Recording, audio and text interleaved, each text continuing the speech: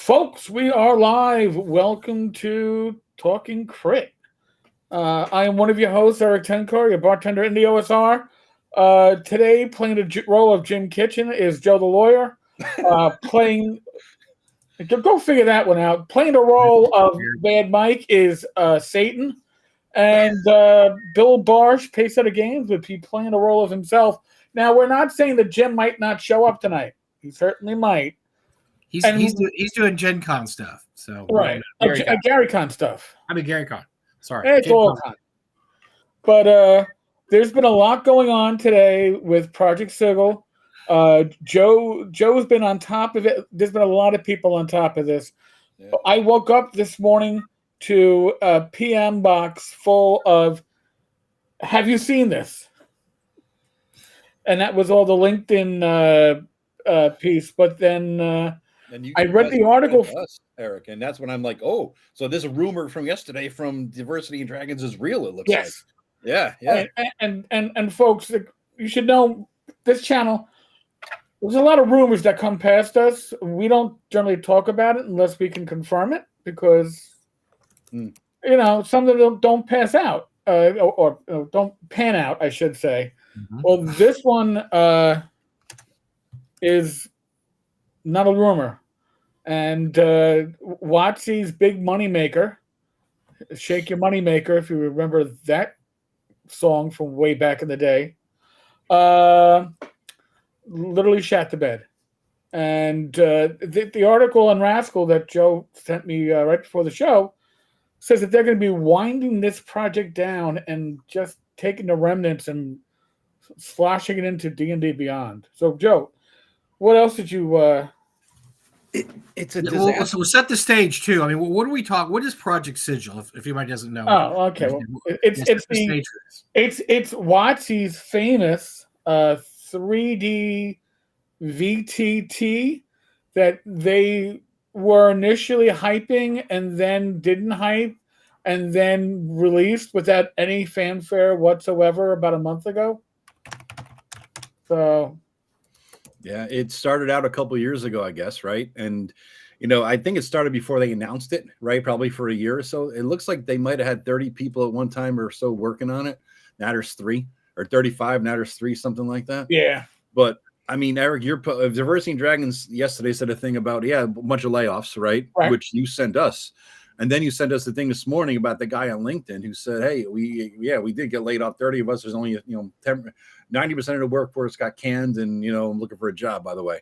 So he said that, right? And then I'm like, well, geez, that looks. And so I did like my lunchtime live video saying, see, we all told you so. This is going to be a big piece of crap, right? And it's going to be a failure. And then later on, I was watching there's a nerd immersion. What the hell that guy's name is? The weird beard and wearing a wizard hat today, for God's sakes. I don't know what the hell that was all about. But he linked to an article that I thought was a standard article, repeating the same crap. But then he had a leak, which I think now is confirmed. Somebody else said, or another channel said, or another article said that this has actually been released by Wizards of the Coast. I haven't looked to see, but that's the thing that's like, holy crap. And then this guy confirmed it with another dude who worked for Wizards of the Coast, remains anonymous. And he talked about the inside crap that was going on there. I was stunned because I always suspected Wizards was a shit show of a place to work for, like the worst corporate disaster in the face of the earth. But this confirms it plus some, Joe, I was reading about this because Eric's sending me missives all day from you and from whatever, and I'm like, in the history of WotC fuck ups, this is okay. It's whatever. And the more he's sending me, I'm like, damn, this is wow. This is really.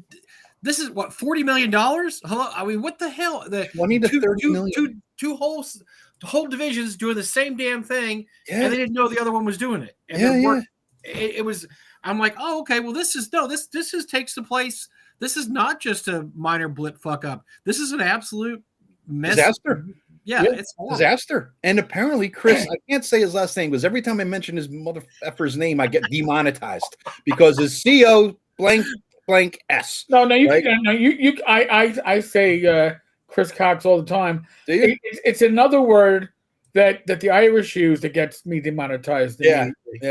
Well, maybe I called him I put the sucker at the end of his name. That might have got me demonetized. I don't know. That might have been the one. That could have been it. But I mean, this guy, he's a piece of crap. He really is. He wasn't even there when everybody got canned, according to this article. Did you see that? It was insane. He wasn't even there. A lot of people got. So here, anyway, you want me to read the internal thing? Do you want to share it or something, Eric? Oh, the Dear Team part from the article? Go ahead. Yeah, all right. Here, I'll share it with. Where the hell is it? Here, I can share it. I have it in front. There you go. Oh, you got it. Okay. Yeah. So here's the thing, that internal memo. Dear team, I want to share an important update regarding Sigil. After several months of alpha testing, so never even made it to beta. Whatever you were doing, Eric, was beta, not even in beta, I guess. Wow. We've concluded our aspirations as a larger standalone game. It wasn't a game, buddy. It was a VTT. Mistake number one. With a distinct monetization path will not be realized. We can't make money off of this, so we're going to can it. As such, we cannot maintain a large development effort, and most of the team will be separated, i.e. fired, from the company this week. We are proud of what Sigil has developed and want to make sure the fans on DDB, so D&D Beyond, can use it. So they're going to move it as a feature. They dropped 20 to 30 million, according to the anonymous guy, to make a feature that doesn't even work well. They're going to maintain a small team at no additional cost. So, geez, thanks very much. And we're going to help out the people we just canned, right? And thanks for your work, blah, blah, blah, blah, blah, blah, right? So then down here, this is when they get it to the real dirt, because this guy, he must have been like hosed hard, not even fucking no Vaseline, nothing. He just got nailed. So he spoke with one of the affected workers who asked to remain anonymous, and they confirmed that the message was true. Again, this is on Rascal, so and so this is interesting. He says it told Rascal that the atmosphere surrounding work on Sigil had felt off and strained since last year, following a somewhat disastrous tech demo as part of the Gen Con 2024 performance that featured whoever the hell they are, right? Hasbro president Chris, who, became involved in a project for the first time after that. He didn't know about it, didn't care about it. He wasn't involved in it for the first time after the disaster at Gen Con 24 in August, right? The anonymous, he was not supportive of continued development. The anonymous employee believes development was likely canceled internally around December, and the last 3 months were a last-ditch effort to constitute the best product possible, spearheaded by project lead Chris Cow, I don't know. So basically, there was an incomplete version that was put out, and this is a great line. Sigil's sudden death was more of a murder, according to the employee. Wow. This is epic. They describe a company-wide lack of coordination during their tenure, where they never interacted with the book publishing team. Holy shit, right? And only stumbled into the already existing Maps VTT by accidentally signing up for an internal playtest, believing it was Sigil instead. In fact, the employee claims that Wizards of the Coast engineers would constantly clash with D&D Beyond staff over access to the latter's fiercely protected internal data. I'm insane. And the original vision with Sigil was going to encompass My Little Pony and Transformers and everything else? How? I don't even understand that. But Joe, we saw that. We saw Optimus Prime in one of their teasers for it. So you knew that was their vision. I didn't realize. I mean, Jesus Christ! I thought that was just like throwing something in there, like a Tarrasque. Here's Optimus instead of a Tarrasque. I didn't realize. What were they doing that was different, though? What was different about this? Why did this have to be two different projects? I think it was just battling internally for power. Probably D&D Beyond people realized it was going to be an utter shit show of a failure, and they said, "Nope, we're not going to go down with the ship." Well, I heard this time last year, about a year ago, that the D&D Beyond team and the Project Sigil team were not playing well together. Yeah. Because both believed that the other team should be working for them and that they were more important than the other half. Well, now we know who was more important. It was survived, right? Yeah. They may not be more important. Well, D&D Beyond works. They weren't in alpha or beta or anything. I mean, they work. So they were going to win. If that Sigil would have had to just kick absolute ass to have supplanted them. There was no way. I mean, we all know how Sigil works. They can't kick ass because as Wizards of the Coast, right? They failed miserably on the 3rd edition one. They failed on the 4th edition Glee Max thing, and we all knew they were going to fail on this. But now this is different. This is separate from the VTT they're working on, though, right? For the Sigil is the VTT. Well, there's two VTTs. Right, there's two. There's maps or whatever they call it. Yeah. Their basic VTT, which works. Mm-hmm. And then there's Project Sigil, which Tailspire? Rob was showing us this. Yeah. Tailspire is a third-party product that works with every game out there and does the same thing Sigil does, but better. And a one-time cost. And you can use any game system with it. It's not limited to D&D, right? Right. This is the real dirt's coming up. So the team felt that as though they performed miracles with a limited set of tools, constantly moving goalposts, and a distinct lack of interest from management until the end. Project development apparently suffered from a lack of corporate leadership throughout its lifetime, first from Wizards of the Coast's inexperience as a video games studio, and later from a distinct lack of interest in what Cow and his team were creating. The employee ascribed this disconnect from the company's outdated standards. I don't gonna have outdated standards for video game development, but they've never made a video game since 4E. Maybe they used the 4E, the video game development standards. Who knows? And a bureaucratic morass everyone wades through to complete work or communicate with other teams. The employee believes that Hasbro treated Sigil like a video game instead of a VTT, and at no point cared to understand the difference. While public perception focused on monetization from the jump, the company apparently expected Sigil to create revenue in a similar fashion to Magic the Gathering or Baldur's Gate 3, simply by existing. When that proved not to be the case, the employees at Hasbro pushed Sigil out the nest and were uninterested if it managed to fly before crashing to Earth. And yes, it crashed to Earth. Insane. Once again, this is what we've been saying for the last year and a half. These aren't gamer people. These are Microsoft and Amazon execs that somehow thought this is going to be a game. And wow, this is going to be this kick-ass game we're working on. Oh, no, wait. It's not really a game. Oh, we don't care anymore then. Oh, you can't play it? Oh. Yeah. It's not an MMO. It's a feature. Oh, it's just a feature. Oh, yeah. Oh, no, get rid of it. Yeah. $30 million feature, by the way. For a $30 million feature. Holy shit. You know? So the employee described the meeting only a month ago where Collins asked leadership about their vision for Sigil going forward. Nobody was able to provide a clear answer. Jesus Christ. 3 years in development and nobody knows what the hell's going on. Yeah. Sigil's team was also affected by the December 2023 layoffs. 1,100 people were fired 2 weeks before Christmas, standard Wizards of the Coast practice. Those left over estimated that the annual salary of all 1,100 employees would be covered by the executive bonuses awarded to Hasbro C-suite. Bunch of douches. Really? Really. Yep. Jesus. Judging on the size of the team and rough salaries, the employee estimated that Hasbro invested between 20 and 30 million into Sigil so far. Now, 3 remaining engineers will work with an apparently much more amenable D&D Beyond team. Yeah, amenable. D&D Beyond owns your asses. You're the jailhouse bitch for D&D Beyond now. Team to wheel the once celebrated jewel in D&D's digital crown into the background of an existing and already popular VTT. And clarified here that Wizards of the Coast president was not present at the firing of Sigil's team. Well, of course. What a douche. Yeah. It's golf, man. Come on, golf. The golf course is open. It's true. That's true. The weather's nice. It's not going to be there. But I was stunned. Okay, so what does this mean going forward for 5e and what they want to do with the VTT that they have for 5e? What does this mean? I mean, I don't know. I'm asking a question. I have no clue. The only thing I could think of is like I said, they're going to make it an add-on feature. They're going to take a loss in corporate-wise on this thing. It's going to be a corporate. They have to write it off for the quarter, right, for the year, whatever. Right. For the VTT going forward, they're just going back to D&D Beyond. But here's my question, Eric. I don't know this. You guys might know this better than me. What about Roll20? From what I understand, VTT was going to be the only place you could go to for 5.5, to a 2024, whatever you want to call it.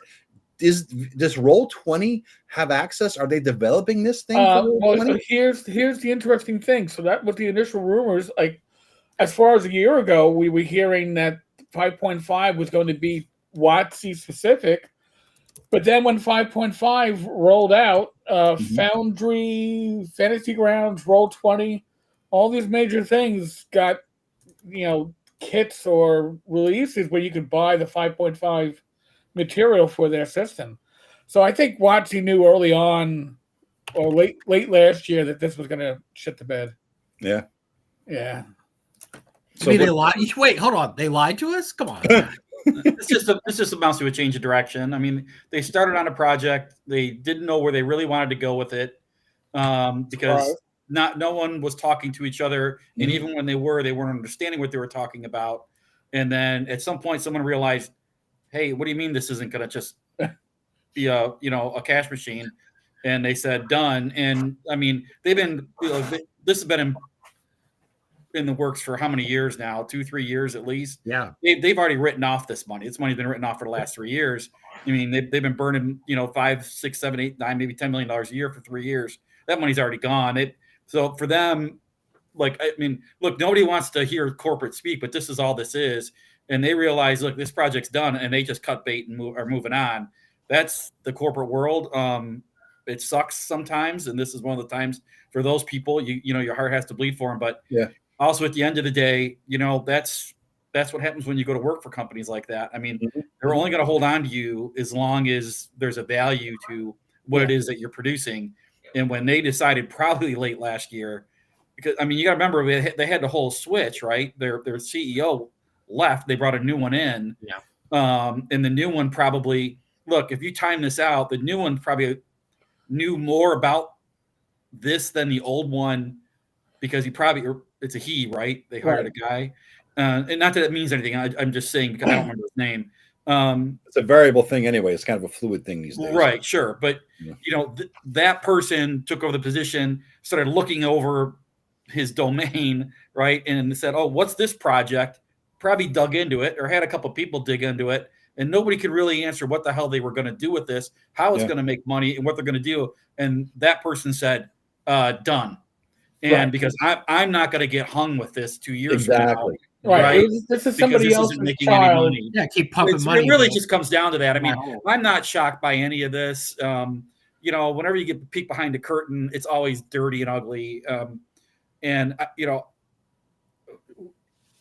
This could be just as much a Hasbro method, and I'm sure it is. Hasbro's as much part of this as WotC. Look, it could have been a good product. I don't know, but it also seemed to be a product that, no one was asking for this. I mean, they really weren't. John Miller says that. This is what I want the answer to. That's it. Yeah. What is WotC's plan for actually making money D&D? No print sales, and now no VTT. I would put a question mark there. They already paid sales from D&D Beyond. Are they just they paywall D&D Beyond.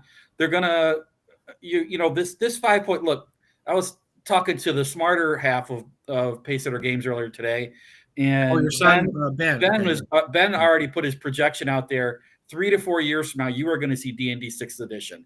Period, flat out. They bungled this thing. This was a complete disaster. It's not selling. It wasn't done anywhere near the way they needed to do it. Right. They're gonna look how much. I haven't heard anything about future products for this game. Nothing. No buzz. That tells you all you need to know. Zero. So that tells you all you need to know. They're just gonna float this thing for 2 years, 3 years, and 6th edition will be in development probably this year. We're going to see a 6th edition in 3 to 4 years, and they're going to reboot the whole damn thing. What's it going to be? You get the impression now that I get now is that the whole D&D 2024 was just something to placate people. 50th anniversary, we got to come out with something. They weren't ready to come out with anything. We said that. I said this before, that they were so unprepared for absolutely 50th anniversary Dungeons and Dragons, and that doesn't mean they didn't do things. I mean, they did a lot of things that we don't know about, but D&D, the D&D game, the core of their line, they didn't do anything with. The other smart thing that Ben mentioned, he said he knows more about the 5e version stuff than I do. He said, normally when you reboot a game or do a revision or something like that, you take the bloat and you take the power creep that has been in your previous edition and you chop it off and you drop it back down again. Yeah. You give people a new starting point. Mm-hmm. They did not do that with 5.5. Right. 5.5 went the other way. Right. And that just doesn't excite new people. It doesn't do anything. It just, all you did was just add another Tasha's, cauldron into the mix and call it 5.5 and say, hey, buy 3 new books. There are a lot of mistakes made here. I feel like, I could be wrong, but I think it's going to bear out for all of us what we're looking at. They're not selling these books. Everything thing you see is they're not selling it. They don't have a plan going forward, other than the fact, like I said, I'd be willing to. I don't bet, but I would put $50 down that you're going to see 6th edition within 4 to 5 years max. But what's it going to do? What's it going to be though? I mean, what direction can they go in? Are they going to be rules light or rules heavy? They'll pare everything down, and they'll come up with another. Look, I'll give them credit where credit's due. They'll find the right people. They'll find a couple people who come up with some innovative ideas. They'll bring their own, a new Mike Merles in and come up with a couple innovative ideas. They'll gut this game and they're going to relaunch it. And they're going to do the callback thing like they did with 5e. Remember when they launched 5e, all the callback they did to like 1e and classic D&D and all that? It was crazy what they were doing. They'll do that again because it worked for them once. And I think Peter might have nailed it. That's what I've been wondering, Peter. They might license it to a third party or something and just watch. I don't know. They could. They absolutely could. I don't know that they'll do that. I don't know they're going to let that control out of their house. I don't know. Not if there's still money to be made. There's a Netflix series coming out. The D&D movie, by the way, has gone absolutely bonkers on streaming. It's one of those movies that did okay at the box office, but it is done absolutely boffo. Oh, really? Their whole goal is to mainstream this game to get to a wider audience. So that would be another way to approach 5e. 5e is right now. If you set new people down who've never played a role playing game before, and said, "Hey, we're gonna teach you how to play D&D, Dungeons and Dragons," 5e is an awful 5.5 is a horrible game to introduce someone to this thing. So that will be again part of the 6th edition reboot. So. Here's the thing that gets me, though. It reminds me of George W. Bush, where he was born on third base and thought he hit a triple. They had a decent game, right, with 5e. A great game. Right, yeah. It was a great game. But it didn't take off until Stranger Things, Big Bang Theory. 2 or 3 years. What you call it? The other Mike Mercer thing. Critical Role. Right. Critical Role. They played it right. And the beer bug, right? And for sure. But they slow rolled 5e. They didn't throw tons of crap at you, and they left those core rules floating out there without doing any additions to the course for like 5 years. It wasn't until Xanathars came along, which is one of the best books ever written for Dungeons, any version of Dungeons and Dragons. So they didn't do anything with that game for like 4 or 5 years because they were developing, right? So developing out of there, and it went bonkers. And then it went bonkers. Then it went nuts. Yep. Yeah. Yeah, and then here's what I'm wondering too. Then Tasha's came out, and it just gone all downhill ever since. Tasha's calls her bullshit. It's what it was garbage. It was utter garbage. I bought it, and I said never again. That's right. That's where I drew the line. I was buying a lot of 5e stuff because I was running a 4.5 year 5e game, but I was like, nope. This is where they hit the bloat part. They hit the what do you call it? They hit the spell dancer, whatever the hell it was called. They did. So I don't know. Like I said, with this VTT thing, they're going to just move it down into D&D Beyond and have it as a tool down there for you to buy into or whatever, some little paywall, and that'll be it. They're not going to care about it. It is what it is. It's sad for the people who worked on it, but it is what it is. This is not the first time something like this has happened, right? I mean, No, well, 4E was designed to be a game that was going to work with the VTT. Right. And then a murder-suicide kind of derailed that. Minor issue. Minor issue. But now 5e was a response to, I guess, 4e was trying to be World of Warcraft. We shouldn't do that. Let's go back to traditional. I don't have the 5.5 books, but those that I've spoken to that have looked at the rules have said that to them it appeared that the rules were being updated to fit into a VTT type of environment, which leads me to believe, like Bill said, we're going to see, and they're not going to call it 6.0. It'll be D&D 2026 because they don't want those additions to scare people off. I can see it coming in the next 2 to 3 years, honestly. I suspect when they realized that the VTT wasn't going to happen, that internally they already started design work on the next edition of D&D. Here's what I'm wondering. What's his face? Kyle, what's his face? Brink? What's it right? Was that his name? Kyle Brink? He got fired too. Right. He said that we're going to reuse the 5.5 in the Creative Commons, and he also said we're going to put the 3.5 SRD in Creative Commons. There's nobody left who probably remembers his name or that promise, right? I doubt we're going to get anything there, and there's nobody left. I don't think who has any knowledge of But they're going to say now, what they're going to say, Joe, is, oh, well, you don't need that. You don't care about that now because it's all Creative Commons anyway, so nobody cares. Right. Move past that. Come on, you're living in the past. Get beyond our promise. Get beyond our broken promise. Yes. Well, we promised that, but we don't need it anymore. You don't need it's the same thing. OGL. Everybody kept waiting. Like, oh, are they going to specifically say the OGL is fine? They never have. They've never given support to the OGL. No, and if you asked about it, they would say, oh, it's because you should have already moved to Creative Commons, and now it's in Creative Commons. That's better than the OGL. You should be happy. And although they did promise, right? But yeah. There's nobody left that has any knowledge there of what came before. It's like the Maoism of Wizards of the Coast, right? They don't know anything about what happened. I think that's why they moved in a DM guide to Greyhawk, because there's nobody left who understands Forgotten Realms. That if you put out an NFR publication that has something related to the realms, they're writing things that will contradict 78 other things that had come before, right? Yeah. There's nobody left who understands that. The new people, the blue hairs, be looking up on the Realms wiki to find out if this contradicts anything, right? So they don't know a damn thing. So I think that's why they moved to Greyhawk, because there's not much there and nobody knows what the hell it is, right? Or nobody cares anymore. Nobody cares. The new kids don't know. They have Joe Block. Joe Block will be over that shit. You know? Have they rewritten? Has anybody looked at the Greyhawk content? Have they rewritten stuff, or have they just? Oh no, they did. I don't know what the Greyhawk content is. The content in the DM's guide renamed a lot of stuff. Yeah, I haven't. I have the book, but I haven't looked at it yet. I'm waiting for I want to see what that starter set looks like too, honestly. Well, and that's maybe a make or break. Truthfully, no, I'm just curious. It's not going to do anything for them, but I'm just curious. It could. It could do if they time it right. They could do a lot. If you time it with the new season of Stranger Things, people will be like, "Oh, yeah." I think that they did such a poor job with the 50th anniversary. They did a poor job in releasing the new core books.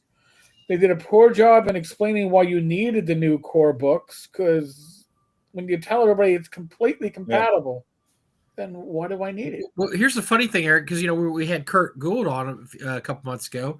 We're sitting there, telling him, well, what was the logic behind not? He goes, well, we had all these releases, and he was showing us they had all this 50th anniversary stuff. We never heard about it or saw it. They did zero promotion. There was 50th anniversary beach towels and hats and caps and this and that. We're like, why didn't nobody said anything? Nobody that was never promoted, never put anywhere where we could see it and know about it, and nobody that we knew that we talked to knew it was out there. Well, you just have to notice that with this VTT thing we're talking about right now, the right hand has no idea what the left hand is doing for some reason, and it's just the way it is. Now, hopefully they'll get, at some point they need to get their act together, because nobody wants to hear this either, but we really do need a strong Dungeons and Dragons and a strong Wizards of the Coast out there. I know a lot of people are going to say, no, I'm going to play my ratty old copy of Holmes Basic for the next 100 years. I don't need anything else. Okay, that's fine, great, whatever.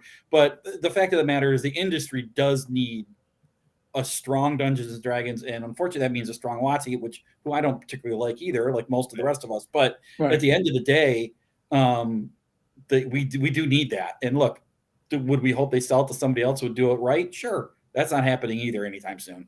I got news for you. It's way too valuable. Do we need? They just haven't figured out how to do it yet. That's all. They just haven't figured it out yet. Well, do we need a strong WotC, or do we just need WotC publishing D&D? Oh, I'm not saying necessarily. We're going to get a strong WotC, Bill. Okay, you're splitting hairs. If you have a strong Dungeons and Dragons, you're going to have a strong WotC. Okay, because Magic the Gathering ain't losing any money either anytime soon. So I don't. It would be nice to have a company at the flaghead that did right by the industry as a whole. I mean, they don't seem to understand how to do any of that. That's why they don't go to conventions. No one knows what's out. No one knows anything. I mean, it's just, it's kind of bizarre. But whatever. I mean, I don't want to get into my rants on WotC all night long. It's not as fun. So. Oh, that's what we do here. Come on, man. You've watched Talking Crit. Don't bullshit me. Exactly what we do. I watch it every week. That's all we do. We talk about rant about WotC. Stupid today. Actually, Jim says we rant about WotC too much. Now Jim's not here. We're just going to rant all damn night long. Jim is drinking. It's Wednesday night. I know exactly where Jim is. So he's at the bar. He's at the bar. He's at the bar. You know that's where he's at. I know. We know. God, we know. So we're going to do this behind his back then. A strong D&D would require WotC to realize that they need to fire whoever the hell they have and hire some, as Kyle Brink said, some old white guys who understand the game from 40 fucking years ago. Bring those fuckers back so that they can actually make a game that works. Is there any chance? Is this just ridiculous to even think about it? Is there any chance they're out there looking and going, man, this Kelsey lady's made like $8 million. Like, we should bring her. No, I'm not saying. I'm just saying we should bring her on as a creative consultant. They wouldn't bring her on even as a creative consultant because she's doing things that they can't do. No. Yeah, but look, I you're talking about a company that makes hundreds of millions of dollars. Yeah, I know. That's not what they look at. I'm sorry, it's not even who they look at. And Kelsey's amazing. Her product is amazing, but they're not going to go. They're not going to do that. They're just not. But so a few years ago, remember they had an initiative where they were going to hire more minorities, and they went out and hired more minorities.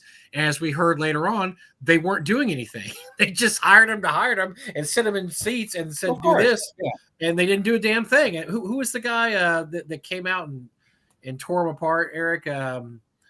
Something. Oh, that was the one that's from the Malcolm Black or something, or Noah Black. Yeah. I can't remember. Yeah. And he said, "Yeah, they hired me, and I didn't do a damn thing for 2 years. They wouldn't give me anything. They hired me to say, oh, look, we hired a minority. This is awesome.'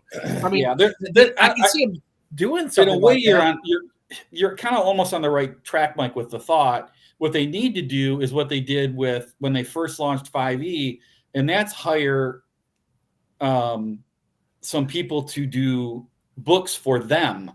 I mean, you had Wolfgang Bauer and Cabal Press did their first adventure book, okay, and it was under the WotC flagship. But that's how they did it. That's what they need. That's what, because these people aren't going to quit their day jobs and go work for WotC out in Portland or whatever the hell they're at. It was Orion Black. It was Orion Black. I looked it up. Orion Black. Yeah, he came out and ripped him up and down. And actually, I have a friend that used to run conventions in Waco. And he was hired by them under that initiative, and he was hired to run Magic conventions, and he went up there and worked for about a year, and he quit because he said the same thing. He went up there, they wouldn't give him anything. They they just wanted to hire him to put a check mark next to, oh, look, we hired a minority. And he was a smart guy. I can't remember the guy's name. Super smart guy, super intelligent guy, and they just sat him on the bench and he wasn't doing anything. It's the same thing. You know what? Every corporation in America, or every 80% of them have done the same thing over the last 7 or 8 years. So it's whatever, especially over the last 4 years. So whatever. You need to hire who you need to hire, I guess. But I was throwing out.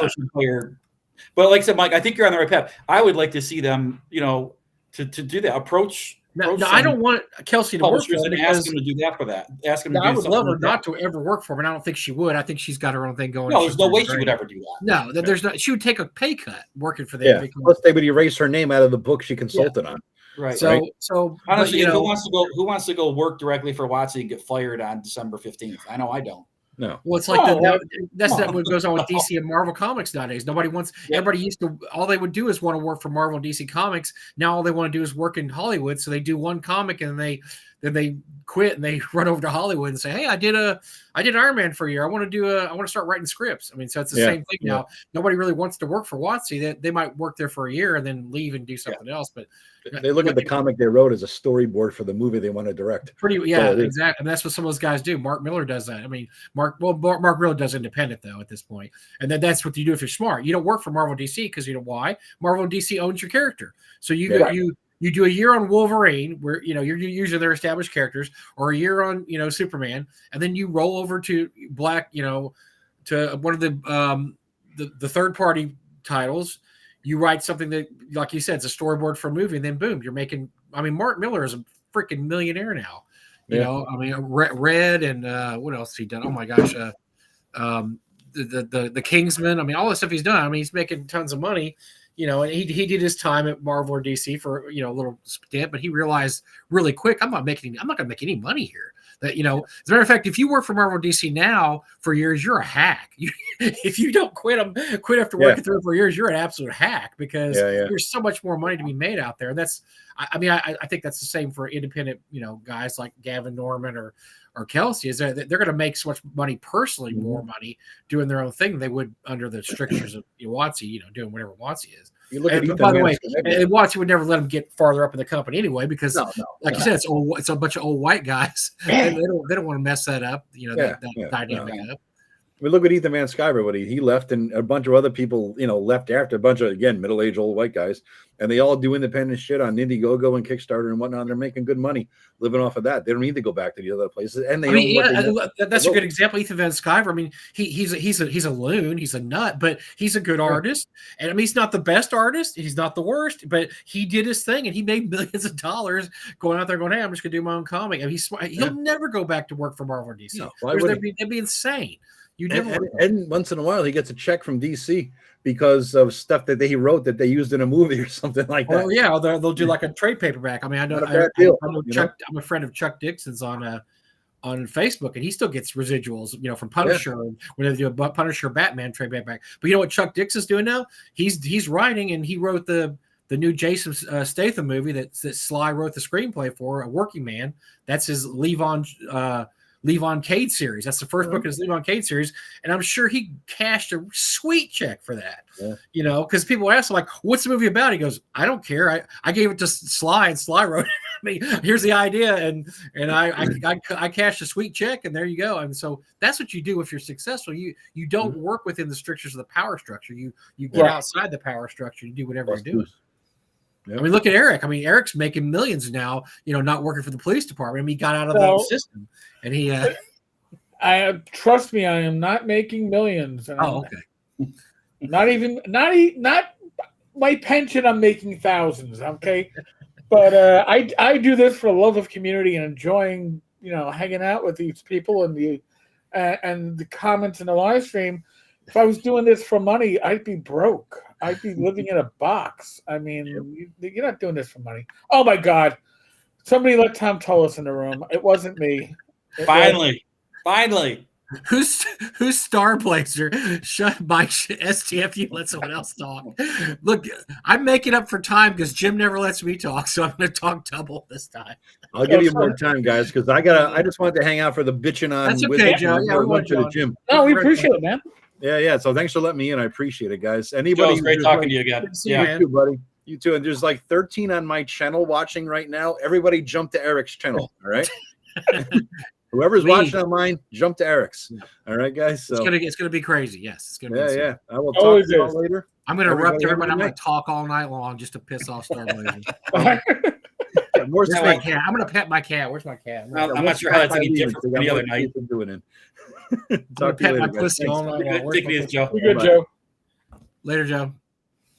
And by the way, Joe is got his own YouTube stream now. If you want to see his, I can't remember what it's called, but he does his own thing now. So it's always great. It's the Joe the Lawyer channel. Joe does live streams during lunch from work. Yes, and it's always interesting. Let's put it that way. It's very interesting. Yeah. Speaking of interesting, we have Mr. Bill Barsh on tonight. Pacesetter Games. Does he need an introduction? He needs no introduction. Because he's beyond introductions. No, he may have been on this show more as a special guest than anybody else that I can think of. Good. I'm going to force myself on in a couple months too because we got something else going on. So damn it. All right. Yep, I know. All right. What do you got? What have you got going on now? So, why do we have you on? Besides, we just love to see your handsome face. Why else? Yeah, I apologize for the video. Like I said, I've been in a place with crappy light. We are at the tail end. We have a little Kickstarter running right now. Up the Beanstalk. It's written by Barsh. It's a solo adventure. I think it's only got like 4 days left, by the way. So it was only a 15-day Kickstarter. 6 days. Let me get it up on the screen. 6 days. All right. So you know better than me. There you go. It was only a 15-day Kickstarter, and it's doing just fine for what we're doing. And I'll give you a little background. It is a solo adventure you can use it either BX or 5e. You could, there's 2 different books, by the way. It's not one book with both of them. It's 2 completely different books. It's a solo adventure for a 3rd level character. And essentially it's the first book in our Fables line that we're doing. Ben's going to be writing most of them. I'll write a couple. And you're basically going to do Dungeons and Dragons style adventure within the aesthetic of that particular fairy tale. So this one, Up the Beanstalk, obviously Jack and the Beanstalk. And you don't play the main character. You play your own D&D character, and you become a part of the story, essentially. So Up the Beanstalk, I can't give you any spoilers because it's a solo adventure. We don't want to give anything away. Oh, dear. But Jack has gone missing. You got to go up there and find out what's going on, and you get to adventure in the world of Jack and the Beanstalk. And obviously, one thing I can't say, you will encounter some of the things that Jack encountered. So, and then a bunch more stuff. So, again, this is the first book in the series. We actually did a soft launch of this outside of Kickstarter with our last big solo hardcover book, which was a fairly large Kickstarter. We did this as Up the Beanstalk was an add-on in that. And someone asked, will they cross over? Yes, they will. I'll get to that. The soft launches we did as a kind of a semi-exclusive add-on for that Kickstarter, and it blew up. We almost 3/4 of the people who backed the Kickstarter wound up adding that on. So we knew there was that told us there was room to do this kind of thing. And where normally we would have just launched it as a Kickstarter, which kind of goes into, for us, I mean, look, we're really happy to be at this backer count because, again, we really have already sold a ton of these. The book's already done, by the way. There's some additions going into this version for the Kickstarter, which is great. So it's going to be a little bigger. But also with the Kickstarter, we're doing a really nice hardcover edition that all the rest of the Fable books will also get. So they're designed to kind of sit on the shelf together. They will look really cool if you get all of them. And it's not a hard sell on the deluxe hardcover version, but it's an option in there. You can get into this thing for $10 and you get the PDF. So I think $20 you get the regular soft cover version. And I think it's going to sit right around the 80 to 90 page area. So you're getting a ton of material for not a lot of money. I think that should sum it up what the project is. What's the replayability of this solo adventure? You can play it. You can play it several times. I mean, most of ours, there's multiple paths. So we do the pick a path sort of style. That people are familiar with. I mean, I'd love to talk more about solo adventures kind of as we go along in general. Yeah. But it basically the way we do them is you get to an encounter and it gives you like 4 or 5 options, or 3 to 5 options to choose from, and you pick an option and it tells you where to go next, what entry to go to next, and it's just cascade effect after that, right? So you go to that one and you might have something you have to resolve, like combat, and then it might send you backwards to an original part or forward to another part. I think right there is like the special cover version for Jack and the Beanstalk. Okay. But yeah. So you can play these multiple times and never do the same thing twice. I think answering your question. I know Ben's he is a huge fan of solo adventures. I guess you are too. Why solo and not just an adventure? Why a solo adventure over? Well, okay, so that we can kind of get into a broader solo talk, I think, which is kind of a fun talk. So you guys have been around. That solo adventures were a big thing in the late 70s and 80s. Oh yeah, Tunnels and Trolls put out 40 or 50 of them. TSR put out 7 or 8, I think, at the end of the day. RuneQuest had them. Drag Quest, all the big RPGs had them. I mean, but then they disappeared, and by the time you got to 1990, nobody did them. And I don't know that hardly anyone even put one out until we did it. And around 2011 or 12, we did Grave of the Green Flame for D&D. And I don't know that anyone had done one. There couldn't have been too many in between that space. So they kind of got forgotten. So you have entire generations right now that don't have any idea what a solo adventure is. And there might be people in the, listening to us right now, I don't want to insult your intelligence, but a solo adventure basically is two things. You play by yourself. You don't need a GM. So you play by yourself. You are the player and the GM. You roll up a character. And that's the second part. You roll up a single character. You're not rolling up a party of characters to go through an adventure. We've had people ask that. It's like, well, do I have to roll up a whole party to go through this adventure? No. It's just a single character.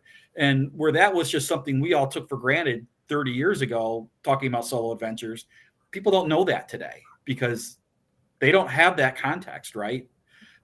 So and you use whatever rule system you want. We do it for Classic D. We call it Classic D&D or BX, but it'll work for anything from Homes to Black Box. Any of those Classic D&D line, it'll work for any of those. And then we do a 5e version. The Classic also work for 1e for the most part.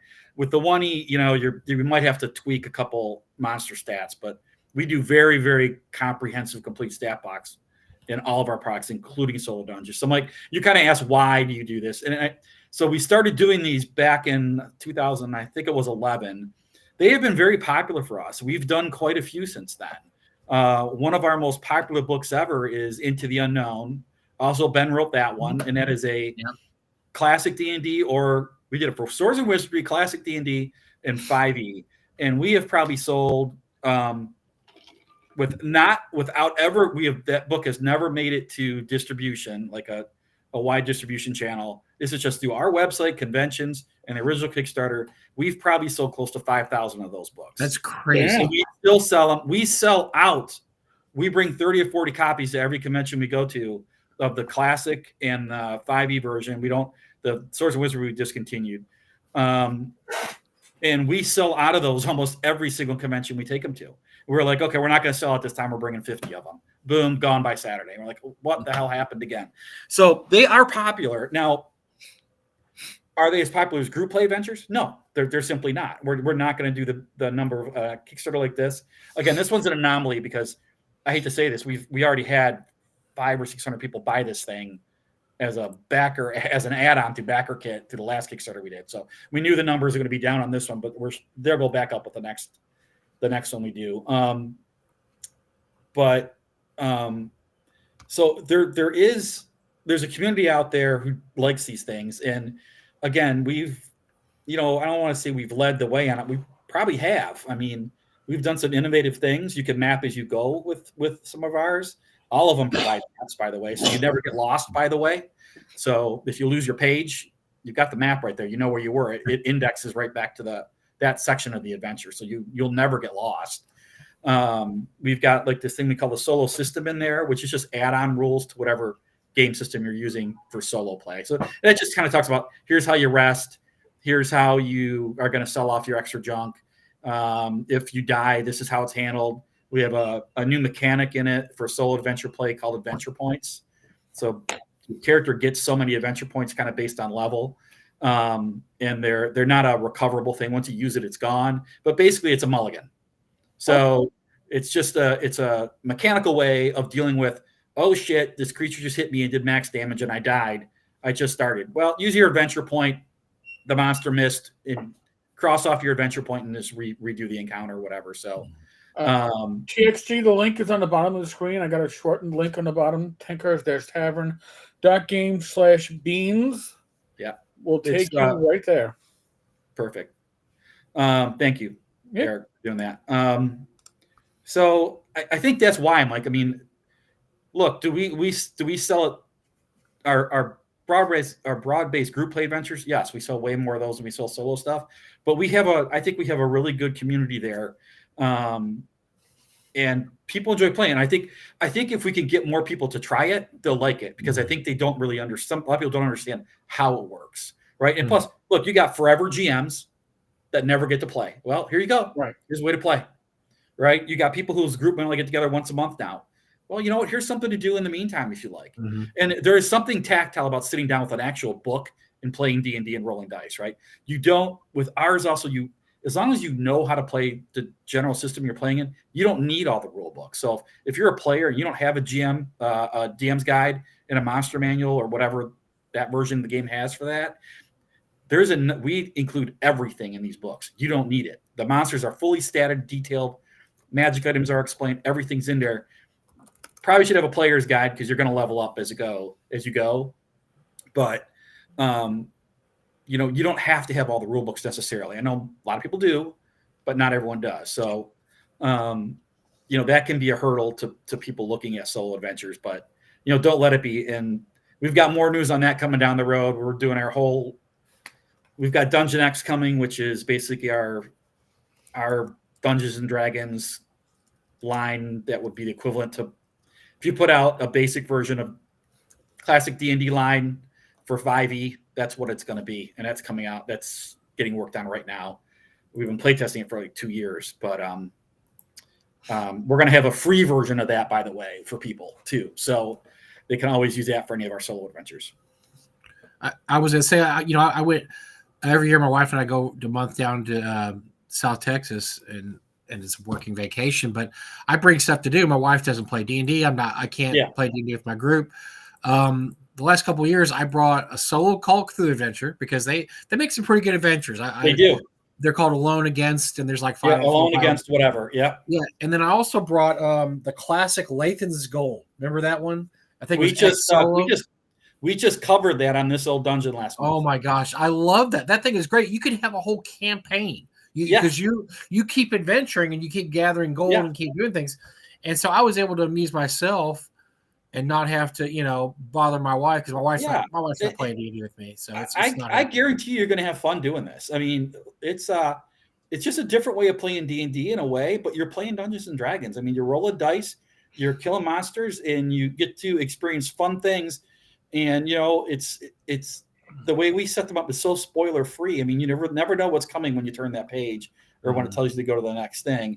And like I said, the replayability is really important. We do build that in to all of our books. You're not going to play it once, say, okay, it's one and done. You can play most of these several times. We've had people tell us that they've played them 11 and 12 times. So we've had people, it's not the intended use necessarily for these. We have a lot of people come up to us at conventions and say, hey, if you got a new solo adventure out, we're like, oh yeah, this one's new right here. It's insta buy for them, because what they're doing is they're teaching like their kids, their neighbors' kids. Teachers are using it in schools to teach people how to play Dungeons and Dragons, which wasn't something we really ever thought of. But they run it as one GM, and then they let the new person, the person trying to teach the game, they give them a character sheet, and then you read the encounter, the overall description for the encounter, and say, okay, now what do you want to do? Here's your choices. And what that does is people who have never played a role-playing game before have no idea what a role-playing game is. So this gives them those baby steps into playing, where it's like, oh, okay, here are my choices. And soon they start figuring out, okay, D&D is a game about coming up with unique ideas and that kind of thing. You can obviously graduate past it, but it is a great learning tool. We have a ton of people use our solo adventures for that, especially little kids. I mean, our stuff generally is PG anyway. So it's super attractive to kids or people to teach their kids how to play. I remember way back the 10-foot pole guy, right? The guy does all the reviews. Right.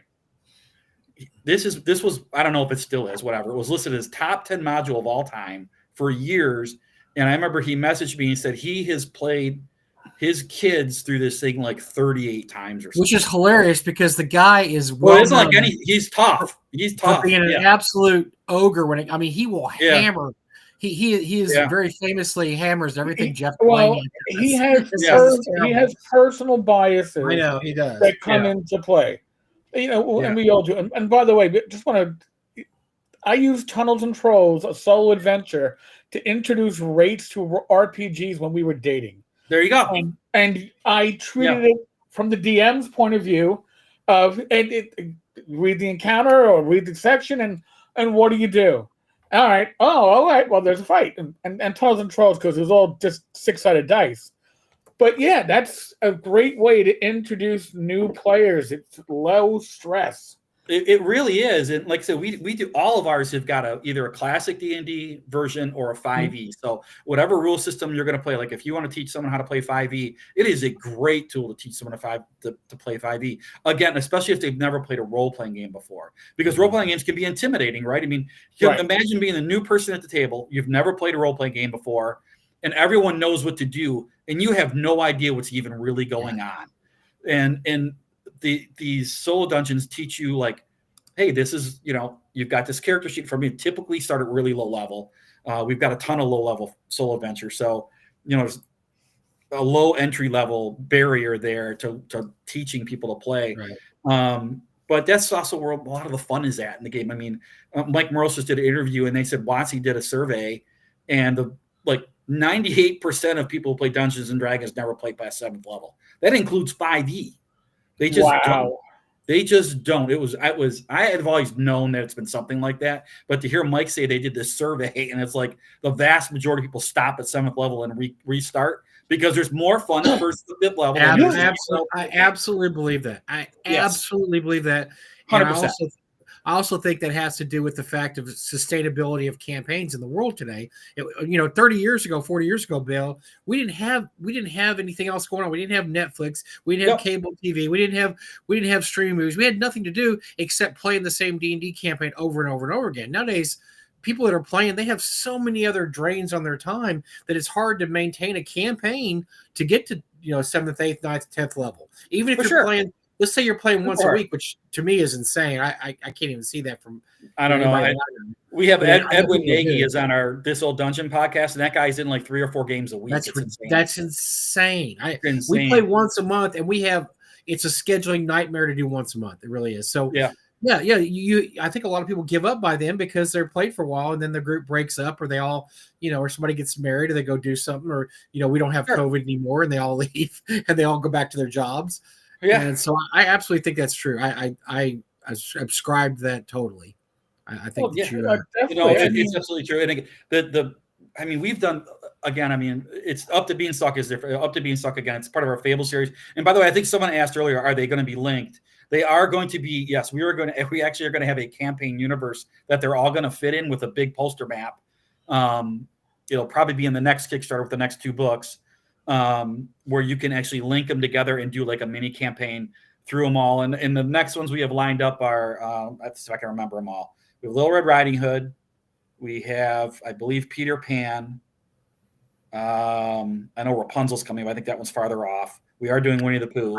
So I've got an idea I'm going to pitch you right now. You need to do Snow White, but make Snow White a real biatch. No. Saying really bad things about, okay, Satan. We are Snow White is on the list, so and it's not going to be like you're gonna that. Do it right. Oh, you're going to do it the right way. You're going to. You're actually going to have 7. You're going to have 7 dwarves, right? You're not going to have the first movie my mother ever took me to as a child was Snow White and the 7 Dwarfs, and so for me, it has a special place in my heart. And the travesty of what this piece of shit is that they're doing is it's beyond offensive. I'm sorry. It's going to come out. Everything about it. Everything about it. It's going to come out soon, and it's going to be. Oh my gosh! You think that Elon Musk's last rocket blew up? Wait till this one blows up. It's going to be. This is not going to be. Well, I'm sorry. It serves them right. If you want to hire an actress who literally decides that as an actress she should alienate at least 50% of the country by opening her fat trap every second she gets that opportunity. Guess what's going to happen to your movie? Okay, I read something about her, Bill. I did not know this. So shut the hell up and make a movie. She made her bone. So what she did was Spielberg plucked her out of obscurity, just like a nobody, and put her in West Side Story. Before the movie didn't even come out, everybody freaked out because they said, man, Spielberg plucked this. She's got to have something. They put her in, they started booking her for movies without even West Side Story came out. So West Side Story comes out. She's okay. Lost a ton of money. Whatever. She's all right. She's not, not special. But she had no experience. Yes. She had no experience in the film industry. Zero experience. She had no mentors. She had nothing. So she just goes off on, does what she did, does terrible interviews, awful, and just rips on everything. So she was plucked from obscurity, had no experience, and she did what somebody does in that situation. She absolutely screwed the pooch and just she absolutely did. How do you have an actress say, hey, you're going to play Snow White, you're making a Snow White movie, and then she does an interview and says how much she basically dislikes the original Snow White movie. Oh yeah. Blah, blah, blah, blah, blah, blah. It's like, oh my God, just put a gun to your head. Why don't you? And then she starts getting into, we don't need Prince Charming. And she gets into all the other stuff that we don't want to talk about. It was just ridiculous. It was crazy. My wife didn't know anything about the controversy. And so I told her a little bit about it. And then she came to me this day. She goes, is this the girl you're talking about? I said, yes. She goes, oh my God, I just watched a video on her. I was like, what do you think? She's like, oh my God. She's like, she needed her mom there to tell her to shut up. I was like, yeah, she needs somebody there to tell her to shut up because Disney, it's now I don't know if you saw her apology to her where she was dressed all demurely and she was talking about how much she loves Snow White. And because they finally grabbed her, threw her in the back room, slapped her, and said, "Shut the F up. We are going to lose $250 million this movie. You need to they're going to lose $250 million in the movie." Yeah. But Snow White's one of them on the list. So before we get anyway, so we'll be on Snow White's on the list. And Bill's going to do it right. Pacesetter's going to do it right. Damn it. We're going to do it. We're going to do it right. So anyway, it's like I said, the next couple. I'm totally drawing a blank on the other one, but like I said, Winnie the Pooh, Rapunzel's on the list. Peter Pan is on the list. Snow White's on the list. Snow White's a little bit further out. And Ben's already knee deep into 2 of these, so he's just kicking butt on them. It's a great concept, I think. We weren't sure how this would work with like non distinct Pacesetter IP, but this is all open content stuff, and right. We're kind of keeping it. We're using don't think Disney fairy tales necessarily 100% either, by the way. So we are going back to the original source. Yes, because these existed a long time before Disney ever existed. Well, so for example, we could do Winnie the Pooh because Winnie the Pooh is in the public domain now. Yeah. What we can't do is we can't depict him a certain way, right? Because Disney's cartoons depicted him a certain way. Basically, his red shirt. So you can draw Winnie the Pooh, you can't put him in his red shirt. But the entire thing is available. So. I think there's 1 or 2 characters actually a show that were never in the books that are in the Disney stuff. Right. But we're also kind of going back to the original source material and that kind of thing, and doing our homework and having a lot of fun with it. Honestly, there's a lot of good material in those old Grimm's fairy tales. Those Grimm's fairy tales are awesome, man. So you read the original about Treasure Island, maybe. We didn't really think about that one. I mean, there is a lot of ground out there for us to cover, honestly. Yeah. By the way, Thor, I wanted Thorky to see this. I wanted Thorky to see this. This was I was reading this just today, Thor, and I was thinking about you. One of Thor Hammer's classic modules. Pirates Cove. I was looking for something to run to my characters, run my players through. I needed an ocean type adventure. So we still remember you. Well, Thor, you need to reprint that stuff, man. That stuff's awesome. It's a full-time job for us. It is now my full-time job, and it actually. One of the reasons we kind of get back to Beanstalk, why we launched it just when we launched it in the middle of, suck the air out of the entire room of the Gygax and Shadow Dark Kickstarters. The first 2 months of the year. So basically we sold our Michigan house that we raised our kids in for 23 years. I built it 23 years ago, whatever. Because I retired, my wife retires in June. We have a place down here in Florida. We also sold that. It was kind of a small vacation home. We're having another house built. We're closing on it tomorrow, finally, thank God, and moving in Friday. So Pacesetter's kind of been tough to get stuff done for the last 2 months. So that's why this got pushed off into, a crazy time. I think, Mike, you might have mentioned it a week or two ago. Like anyone who would launch a Kickstarter during this time is insane. Well, we technically did launch ours, I believe, before they did. We did it before Kelsey's, but it doesn't matter. Our production schedule is our production schedule. And we need to get this going because we've got a lot more coming down the road. So, John, I hope that answers your question. It's pretty much full time for me. Ben, it's more of a 3/4 time. He's also a teacher, so he's busy. But it keeps us really busy, and we have got a lot of people helping us. We got a great freelance staff that does a lot of work for us. Keelan Havildson and Dmitry Yurkevich, who does a lot of our artwork. Scott, who does a lot of our editing. We've got a great staff too. So got a lot of help. So I'll put out, because I haven't even asked yet. If you got a chance, please go take a look at that Kickstarter and back it. We're right at the point where we get a stretch goal where he's already written it. He's going to add on some material to it. It'll be a great book. And if you are looking for like I said, the collector grade, and I understand, the world's tight, money's tight. If you backed the 2 monster Kickstarters going on right now, we definitely understand. But look at us, look at some other smaller publishers too, because they all need a leg up from time to time. And when these big Kickstarters come down the road, look, I'm full support of them also, but I know it can get tough. But if you get a chance, please take a look at it. Like I said, the collector books. When we're finished with this series, which we don't know how long it's going to go. It's going to go 6 to 12 books in all. If you have all these on the shelf, you are never going to regret looking at those books. They're going to be absolutely gorgeous. So we've really never done anything like that.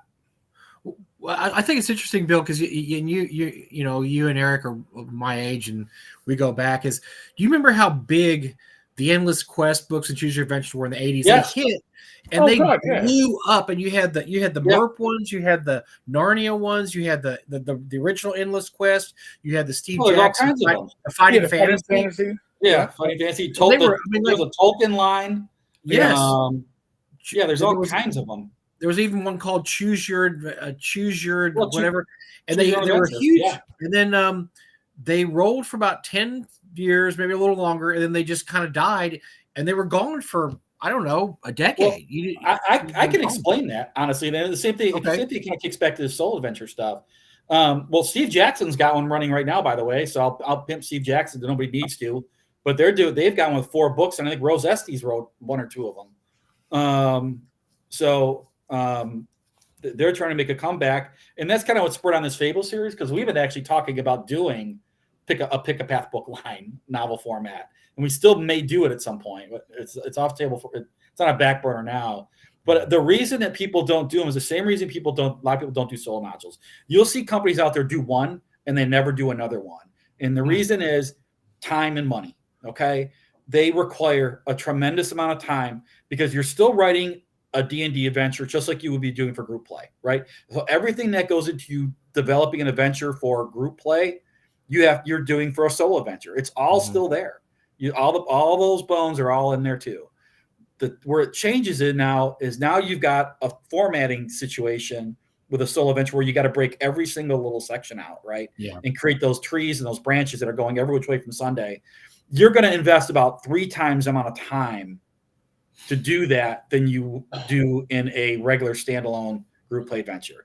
So the fun part of the writing ends, and then the technical part steps in. And it's like fiction writing and technical writing. They had a baby and came together. That's what's going on. So most people do not really enjoy that technical aspect of putting together a solo adventure. They're complicated. I mean, you're not just going to sit down and just start writing. Good luck. Thank you, Alan. I appreciate it. There is a lot of work that goes into doing a solo adventure. That's not fun. That's not writing about orcs and stuff like that. So you get into that, and it's a ton of work. Okay. And then there's logistics of it. You're doing everything you would do for group play, but it's going to take you about 3 times the amount of time. And they're also much larger. Your 32-page or 36-page adventure book is going to be a 90-page solo adventure. You're not getting around that. It's just what it is, because that's the amount of text you're going to have to produce to make the thing actually work. So this is why people tend to not do them, or they do them once and then you'll never see them do them again. We don't mind. Again, we like doing them. We like the punishment of sitting down and making these flowcharts work, and making sure all the paths go where they're supposed to go, and if they do cross, they cross correctly. So, and then that's all done with a map in play, by the way, which is another whole nightmare. Mm-hmm. So, I think that explains. The pick-up path books are the same way, Mike. So, right, the pick-up path, it's a lot easier to write a novel than it is to write one of those pick-up path books. It's the same thing. I remember Jim Ward. Jim Ward wrote a lot of those, and he had a what do you call it? A template. Because you're really writing you're writing 5 or 6 different stories, and they all have to. So to do it correctly, he would have a template, and all his books would follow that template, and that you'd have a choice here. This leads to this, and there's technical ways to put it. There's the false endings and the real endings and this, that. And so, it's unless you get that down perfectly, it's tough, because you've got to. I remember reading through, or actually Doug read through. I'll leave him unnamed. Somebody had submitted a pick a path book for one of our North Texas publications, and Doug read it and quickly found out that it didn't work. Like, the stuff didn't lead to the right pages. It's hard. I'm telling you, it's hard. We bought it, we paid for it, but we never printed it. And I don't even know where it is now. Maybe Gary has it, one of Doug's old files, but we didn't print it because it was it messed up quite a bit, where it was like, yep, this is not going to work as a pick a path. So. Yeah, you're going to devote a lot more time into doing them. And again, you're going to devote a lot more time into getting this thing printed. And you really can't charge more money for them. Like I said, the Up to Beanstalk is $20. And you're getting literally a 90-page book. Okay. Wow. You aren't going to find that anywhere. All right. We're not making a killing on this thing. We know we're not, but we have a love for these things and for those kind of projects, and it'll work out just fine for us. But, you know, like I said, if you get a chance, take a look at them, but that goes for Solo Adventures in general. And we have others that we're still working on. We're in the middle of the Green Flame campaign series of Solo Adventures. That hardcover just came out, just fulfilled that Kickstarter a couple months ago. And that it's got 4 complete solo adventures in it, 1st through 4th level. It's a campaign style, which has never been done in solo adventures before. So we know we're the first ones ever to do that. And the next book will have levels 5, 6, and 7. It ends at 7th level.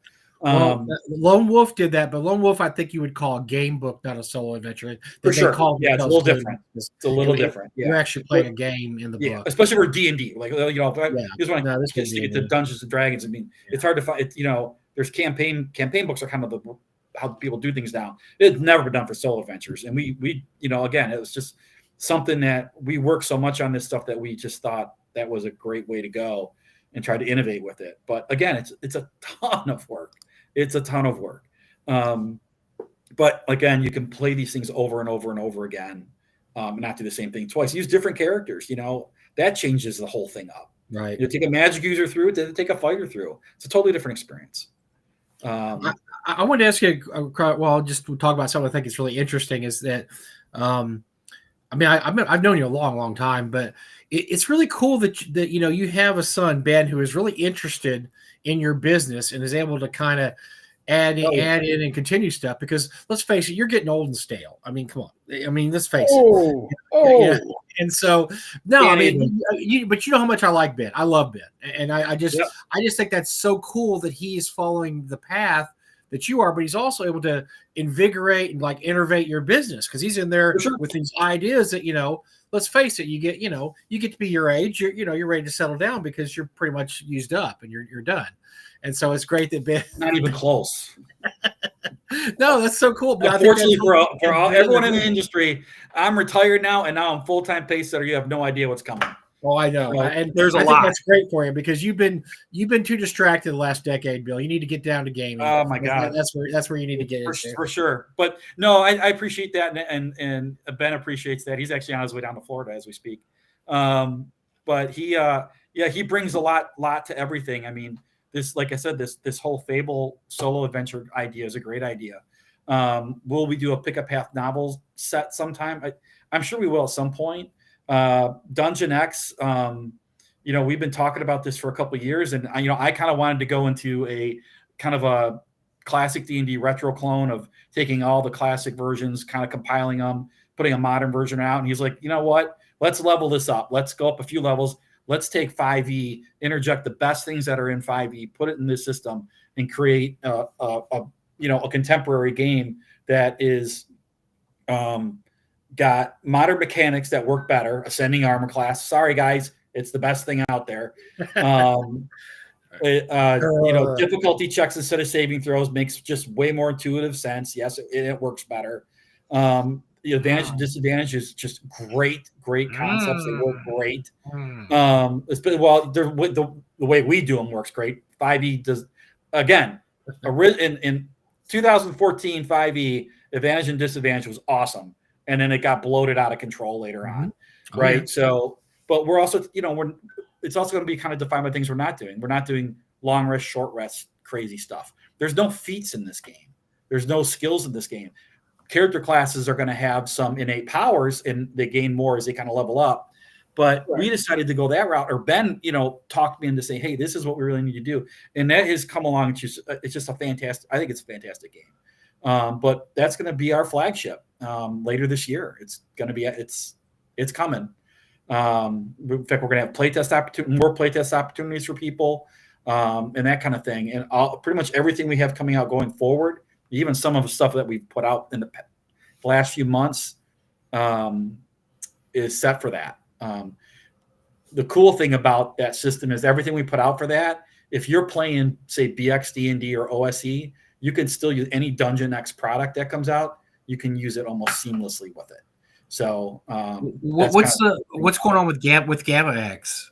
Gamma X is going to be right behind it. So they're being worked on concurrently right now, but they also share the same mechanic system. So Gamma X uses the same core system as Dungeon X, and there's reasons for that.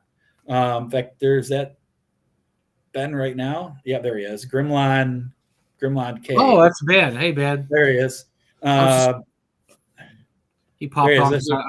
We are keeping things like thieving ability, so he's going to remember more than I'm going to remember. Yeah. A lot of old school crunch. And, the aesthetic of Dungeon X is going to be kind of classic D&D aesthetic. It's adventure forward instead of like 5e is certainly more character forward, right? Yeah. It's character driven adventures, where we're kind of sticking with the adventure is the big thing, right? I mean, when we talk about D&D from years past, we talk about Vault of the Drow. We talk about Keep of the Borderlands. We talk about the Slaver series. We don't talk about the characters that people ran through it when we played it. We talk about the cool adventures that we had. Right. And that's what Dungeon X is going to focus on. And again, I don't want to get too deep, but you asked about Gamma X. So Gamma X is going to be, we're doing it concurrently, but it's going to come out a little bit after. But it's also, they're both right there. But they're going to share these. I love Gamma World, but there's so many iterations of the game, and there's not a really super easy throw it down and do it version. I think you're gonna like this. I'm gonna tell you, you're gonna like it because that's what this is, and it is Dungeon X streamlines 5e with the old school aesthetic. Gamma X takes the TSR Gamma World aesthetic and uses a really nice streamlined rule set to run everything. And we've got I think we got a couple really cool new mechanics coming in. Dungeon X, for example, like 5e D&D, Undead and 5e D&D, they're not threatening. They're right. They took the teeth essentially literally out of Undead and 5e. They're just not scary like they were in old school D&D. That doesn't mean that was the best, because old school level draining is kind of it's just punishing, right? I mean, it's hard. So we've actually got a whole new mechanic to deal with undead, and it's really going to make undead terrifying again, but not punishing. So we're really excited to bring that forward. But that one we're keeping under wraps a little bit because it's just an innovation, and we don't want to put it out there until we're ready, which will be soon. So we've got a lot going on with it, and we're really excited. And again, all of our stuff that we're doing now and going forward is going to work with all of that. It's going to be massively supported. I mean, Mike, we have Pacesetter has a humongous catalog of adventures, and it's really very easy for us to update those into the new set. So there'll be no shortage of stuff, plus the new things that we have coming out along the way with it. So, which is a lot. You and I have talked about this before. But I think we talked about this oh god, what's the con went to last fall? I just blew out of just went boop. Long con, and that's did you ever think you'd live to see the day when you actually put out stuff that's collectible? And I'm talking collectible. I'm talking early copies of your modules sell for like $100 to $200 a piece, because you only get like 100 copies, and then that's some crazy. No, I never did. Right, and that was never part of the nuts idea. When we were doing our original stuff and putting out low numbers and low numbered copies. First of all, I mean, we're 16 years now at Pacesetter. So when we first started putting these things out, we're year 16 right now. So when we started putting these things out, we printed them at a printer, and I had no idea if I was going to sell 100 copies of anything. I had no clue, right? It was a leap of faith, and I numbered them because it was something that you just did. It was cool to do it. Never in a million years did I think those early things would be selling for, literally some of these things $200 and $300. I mean, these aren't like you're saying, like, these aren't one-off sales. Every time you see, they don't ever come up, but when they do, Well, I've been clearing out a lot lately. So Now Doug has a bunch of copies at the warehouse too, but I would buy multiple copies because I'd forget I had something. I'd forget, and like I buy it, or I'd see an auction where it's cheap. Like I can't let that go for $10. I'm going to throw in a bid for $11, and so I have all these copies. So going through my stuff the last year or so, I keep finding extra copies of stuff. I must have had like 5 copies of the Clendel, the Haunted House of Clendel, which I love. It's kind of a takeoff of Saltmarsh, and that was one that you only got if you bought a certain amount of modules one year. So it wasn't even our subscription. We did a subscription series for a few years, and if you were a subscriber, we gave you a free module at the end of the year, and those are those are anywhere between, we had 80 to 100. I think at the high end, 110, 120 subscribers, and that's it. We never reprinted them. I threw the first one I have there. I put $100 on it, gone in 5 minutes. Like I priced it too cheap, so I find another one. About a couple months later, 150 gone. And I'm like, okay, next one I find, I'm going to have an auction for it because I'm cutting myself short because I think that Clendel was only 110 copies or 110, 125. It was, I think it was S3. So and never reprinted, right? I mean, that's the cool thing. Some of those have never been reprinted either. And so, it's if you have some old Pacesetter stuff sitting there, man, it will behoove you to check eBay or check prices on marketplaces. We are shocked. I mean, we have an archive, but honestly, there's stuff in our archive that we don't have, and I'm like, every once in a while something will come up, and I'm like, I don't think I need it. I gotta get that, man. I gotta bid. I gotta get that. I don't want to pay $250 for it, but I really need to get one of those. We used to have PDF. We sold that for $10 back in the day. So you still have the files, though, right? You still have the files. We have everything. Yeah, you can reprint if you wanted to, but it probably Why deal with that? No. We do. We have every PDF and every actual design file for everything we've ever produced. Awesome. That is the one thing that is very organized on our end, fortunately, because a lot of other things aren't. But that is it is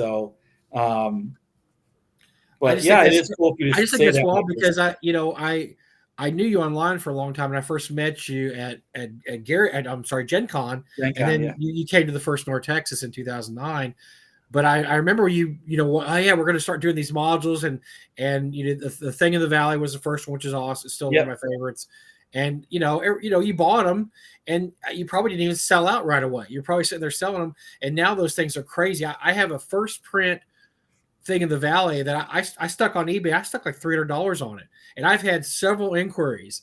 People are like, "Hey man, can you come down that price?" I'm like, "No, that is the first thing Pacesetter printed. It's the first printing." And it's number whatever 27 or 30 or something. I said, nope, not going to come down. We only did do 100 of those. Yeah. There can only be one first printing of the first module we ever printed, right? Ever. That's crazy. It is funny. I mean, believe me, I'm humbled and surprised by it, and I appreciate all the Pacesetter collectors out there. I mean, these people are wonderful. But it is crazy to see something like on Noble Night. Well, every once in a while someone will pop up on Noble Night. And it was like we did that little Red Queen box set, I think. At NTX the Red Queen, a number of years ago. We only did like 40 of them or something like that. Now it was a small number, and I remember one of those sold for $250 or was $350. It was. And we used to give away as raffle. You gave us a bunch, and we gave away as raffle prizes at North Texas. Yeah, we were raffling them off. We should have kept a few. I don't think we have any. Yeah, we may have 1 or 2 left. I have one.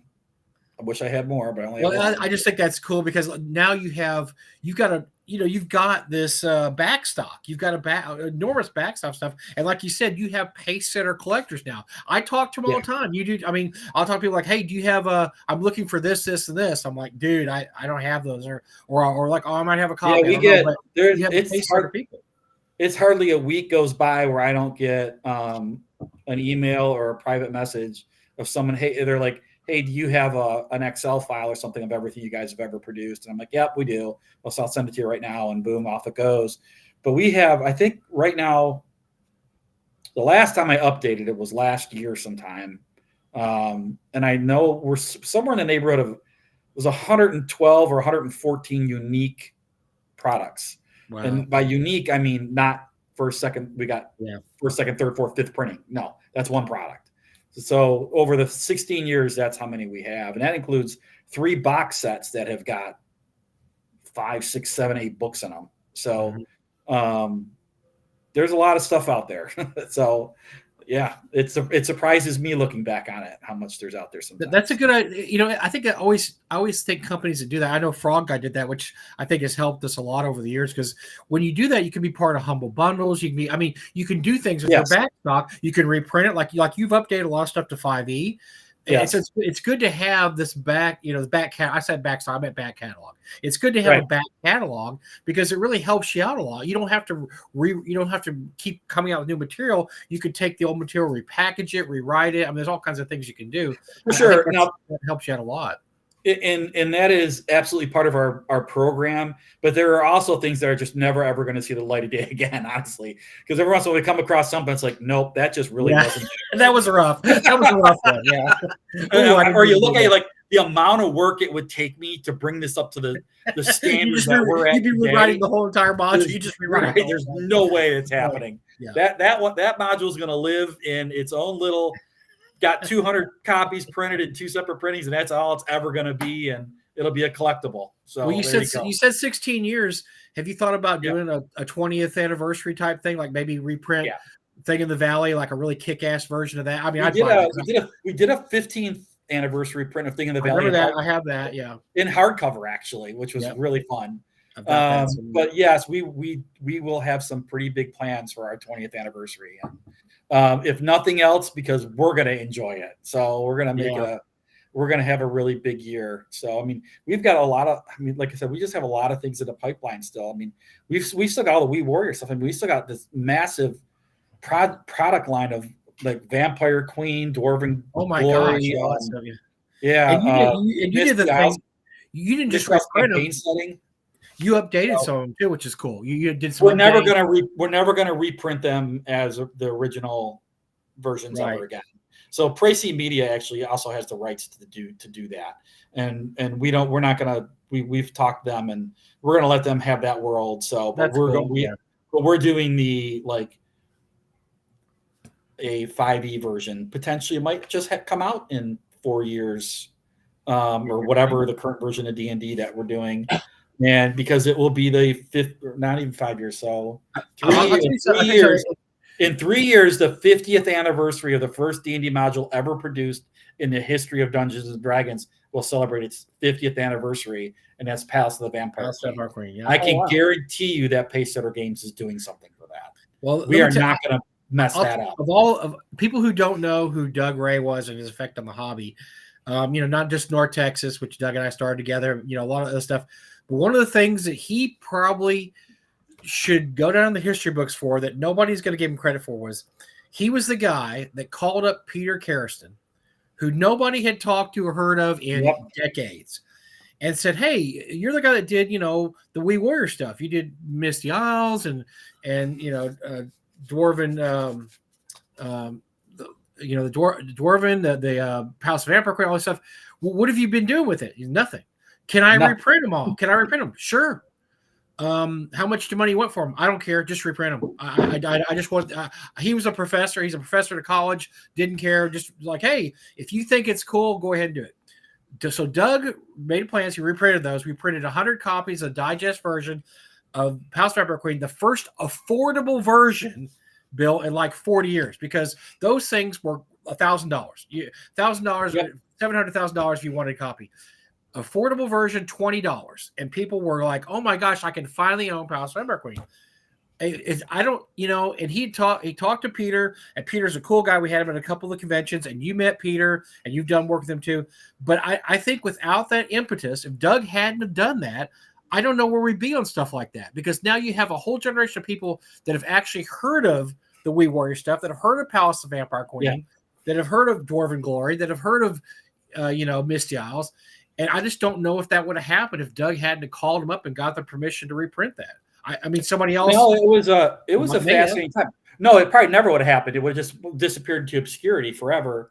But Pete was an amazing guy. I mean, I sat with him at that NTX, and we talked about a bunch of different things, and because we were like, let's do some collaboratory work on this stuff, because it's just I'm a student and a fan of Dungeons and Dragons. So having someone just living history right there, be able to sit there and have a beer and talk to someone about the first D&D adventure ever created. I mean, that cannot be understated. I know it's not a TSR product. I don't give a shit. It's still the first D&D adventure module ever produced. I don't think Doug gets enough TSR credit. Didn't want to produce them. That is something Doug needs to get more credit for. I don't think he gets enough credit for that. Right. Well, he gets credit with us because he's still credited in our version of Palace of the Vampire. That's awesome, man. We still have a credit page. We have an acknowledgement. But it's and we said to him, and he essentially said, I don't want any of it. I'm never going to do anything with this ever again. And I didn't realize people still like this stuff. And I'm like, that is the cool part. It's we got to find a way to bring it forward. And we came to an agreement, and we essentially have license. We essentially own the product line for everything that We Warriors ever produced.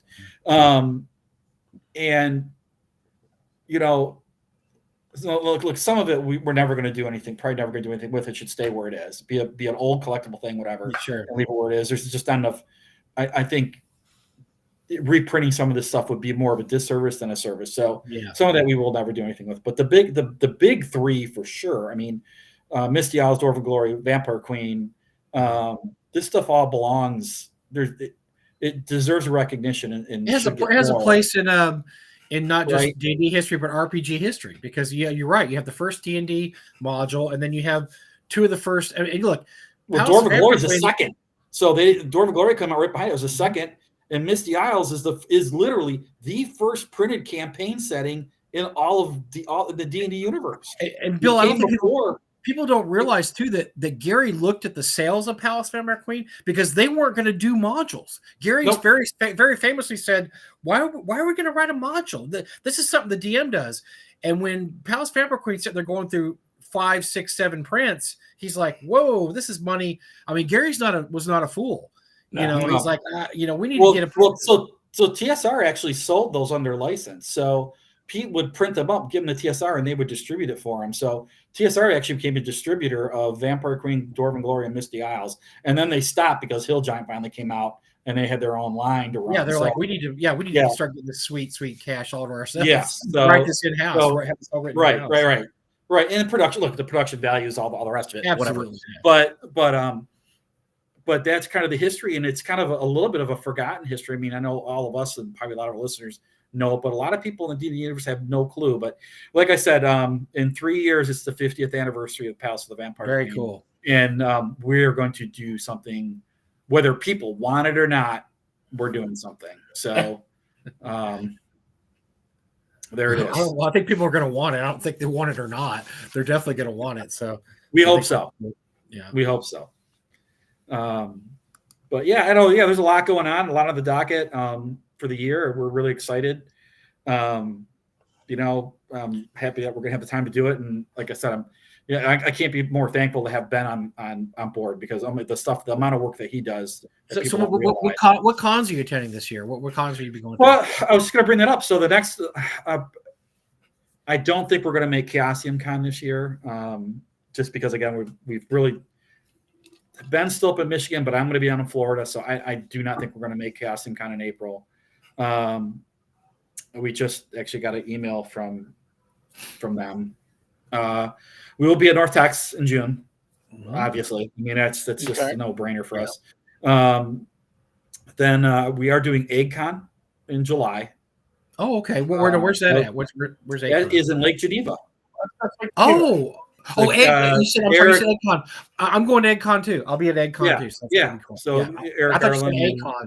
No, EggCon. EggCon. Yeah, that's my bad. Heidi and Eric with it. That sounds awesome. Eric was nicely human.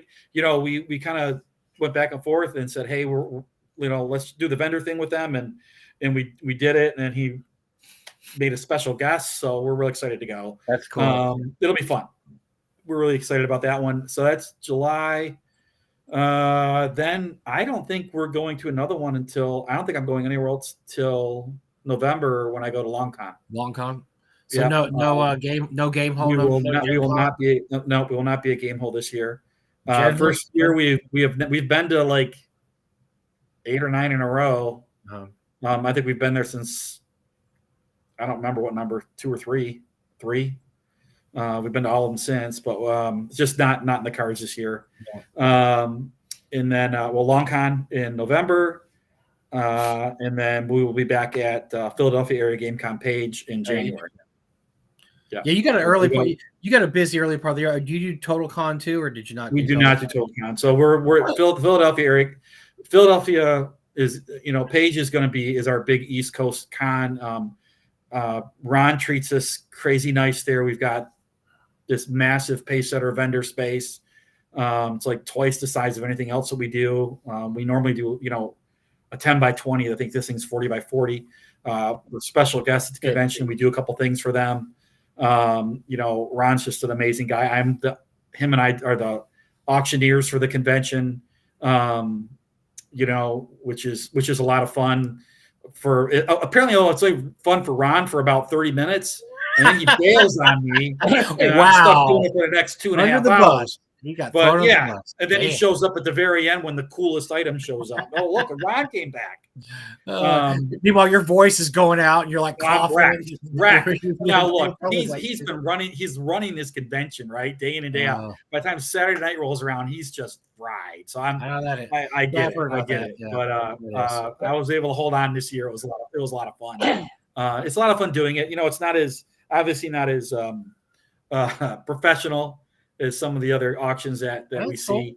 But it's fun, and you get a ton of great stuff, by the way. I mean, we are auctioning up just some crazy stuff. When a manuscript went this year, right? That where'd that manuscript? It came from Menser. Was it Needle? Frank? Yeah, I think Frank had a manuscript. Oh, was that $11,000, $13,000 or something like that? And that was a privilege because I got to auction that off, and I was freaking out. Okay, it's a great charity Ron has there too. It is. It's amazing. Right. Yes. Yeah. So we obviously donate to that too, but and a lot I do. Next year, I donate a bunch of stuff every year too. Yeah. Next year we're gonna do something a little different because I think what the learning experience this year was like, tons of people in the vendor hall donated stuff, which is obviously awesome. That all needs to go into a silent auction. Did not stay into the main auction. The same problem happened at Gen Con. I don't know if you remember. The main auction all of a sudden is 3 hours long, and it does not need to be that long. Because all the vendors at Gen Con were doing the same thing years ago. Yes. They would, I'm not selling this stuff here. You guys can donate. And so they'd have this auction, 500 dice. And you're like, and right. Here's these 3 books that no one on the auction stage knows anything about them. The retail value is probably $75 or something. And we're selling it for $10. Because we just want to get it off the stage, right? So I think that's a good idea. Yeah, you got to learn to. So that's all we're switching out next year. That's all going to go into a silent auction. That's a good idea. And keep all because like I said, he gets a ton of collectible stuff. I mean, there was. Oh yeah. I mean, I spent probably $300 or $400 last year at that auction. I don't need any of this shit. But I'm like, I can't let this go. I got to buy it. It's too cheap. Yeah, you can't let it go cheap. I mean, we had Ingo sitting out there, and you had Alex Kammer sitting out there. And a couple other big heavy hitters too, but they've got you could tell if I'm getting it, they've probably got 12 copies of it. So I only got 2 or 3. Right. By the way, so kind of bad news. I talked to Ron last week. He's not going to be able to come to North Texas this year. So he had. Oh, Ron Meister is that? Yeah, he had something come up the same weekend, and so I said that's no problem. We'll catch you next year. So yeah, he really wanted to come. And I told him we'd show him how an auction should be run instead of for sure whatever he was doing there. No, the deadbeats that run that one. No, I was giving him a hard time, but no, unfortunately he won't make it North Texas this year, which sucks. But we hope to see him next year. I hope to actually get to Page one of these years. We'll see how it looks. It really is a good convention. The venue I really want to go. Look, the people are great, the games are great, the vendor hall is amazing, and it's gonna be ridiculous next year. Everything about it's really cool. The venue is not great. It's a giant old warehouse. It is what it is. Yeah. It's not horrible, but it's not. It's not. Most of us old guys are accustomed to really nice conventions and nice posh hotels, But the acoustics weren't bad. I got to say that the acoustic. I've had worse acoustics. It's not horrible. Food's a little bit of a problem at Page. So, it's in the winter, so food trucks are kind of out. Yeah, I gotta get that figured out. The on-site stuff is, you get. By the way, Gary has upped our food truck game this year. You're not gonna believe it, dude. Yeah. It's off the chain. Our food truck game this year is off the freaking chain. It's going to be amazing. So Absolutely Bloom amazing. DMC at the 1 p.m. Thursday, North Texas RPG. Oh, so he's in the tournament. Fantastic. Welcome. Oh, nice. Yeah, the tournament's always. By the way, why don't you talk about the tournament a little bit? That's we do a turn. I mean, you've been doing a tournament at North Texas how many years now? I believe this is 14. Yeah, I think it was. What year is this for NTX? This is their 17. This is 17. So 1, 2. We did it in year 3. Yeah, so this will be 14th, 15th year. Yeah. Whatever it is. So I really should figure it out, because for the 15th we need to do something special.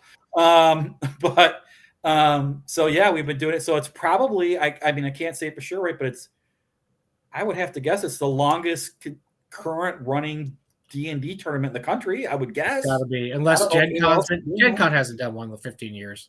That Gen Con's not doing it anymore, are they? Right. They're not doing this. I know it's a lot of caveats, but I think it's the longest currently running consecutive tournament in the country at this point. So I believe it's 14. Yeah, Gary says year 14. That's so, it. Okay. He's right. So year 14. So this year is Savagery of Silverwing, and it is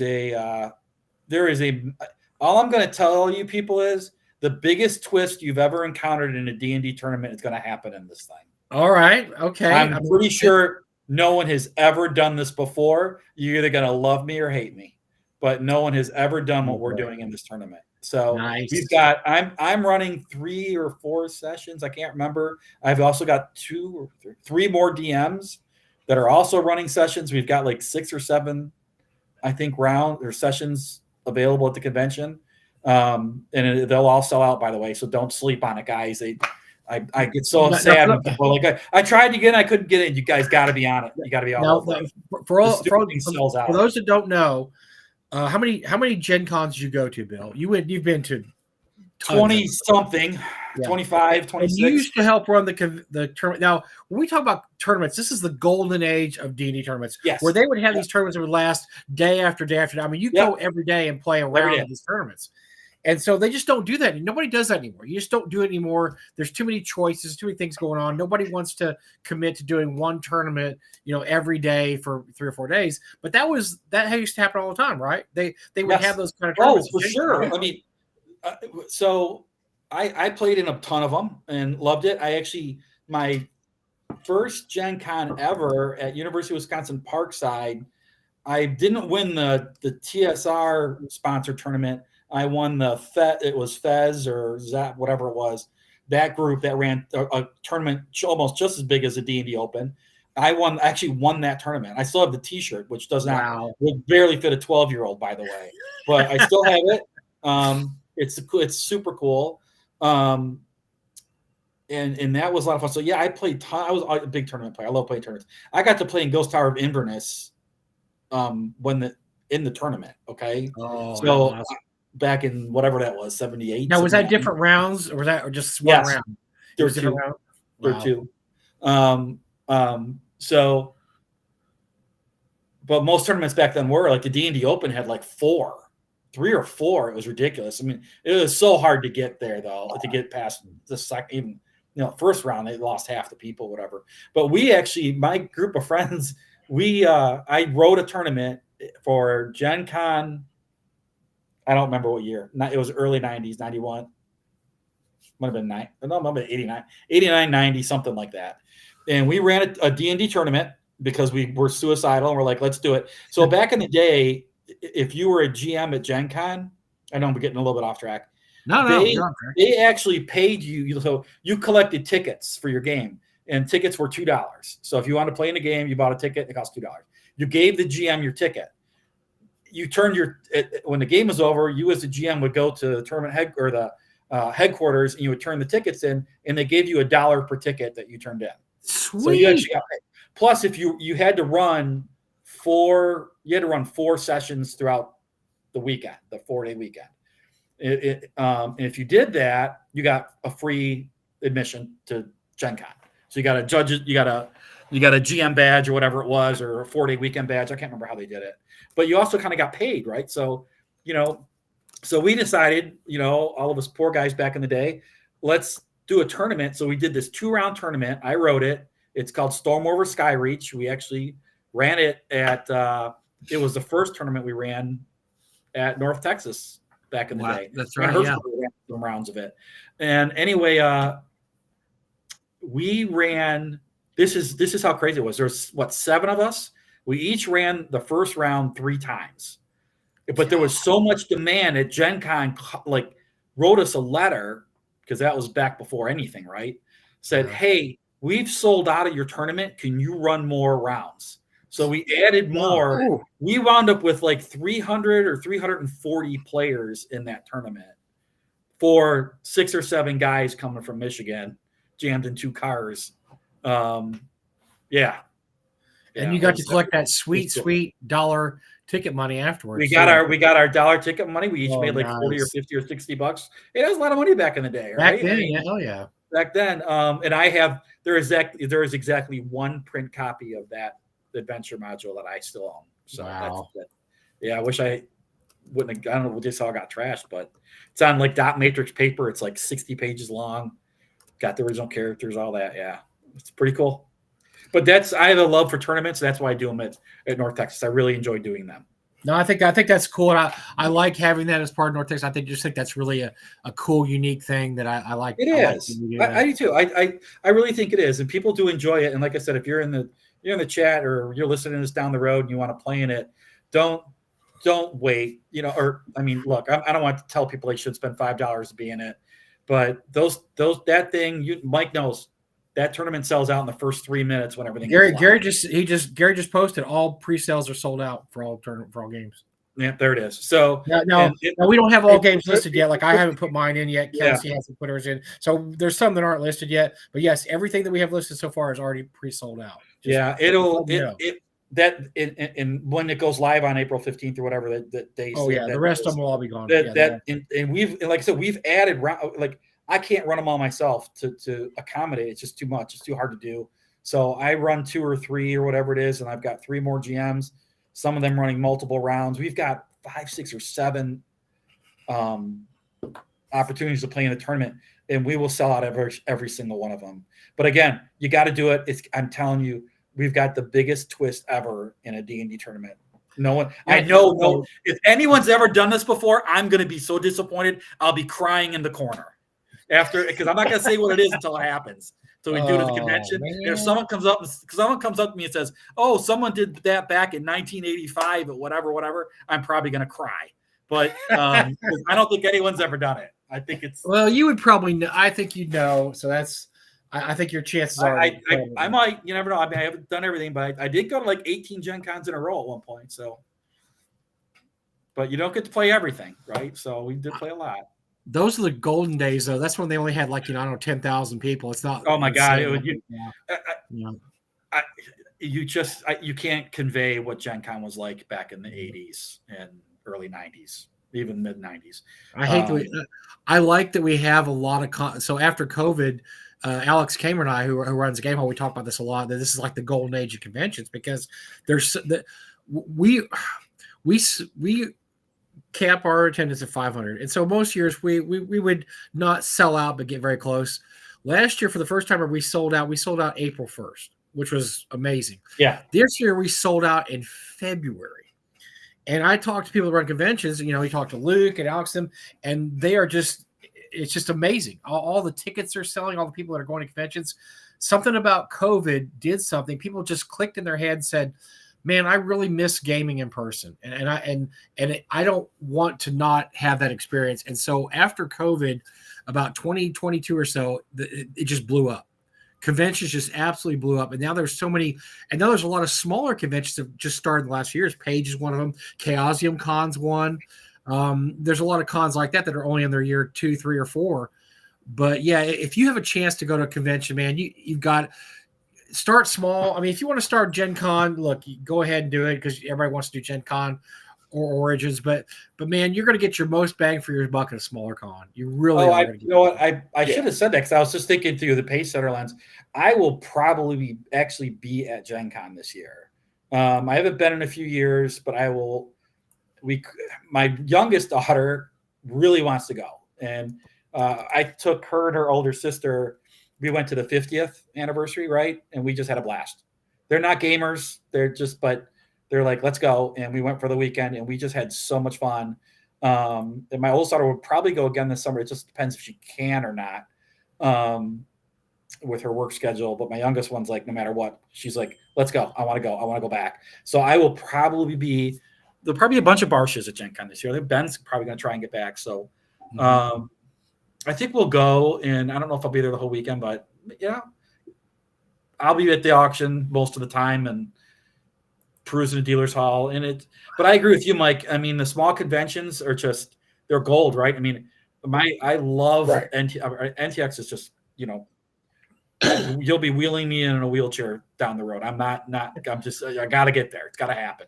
But Long Con, a lot of fun, small convention, just a blast. We had a blast. Yeah, we had a blast this year. The people, they're your people. I mean, I don't know how else to put it to anyone.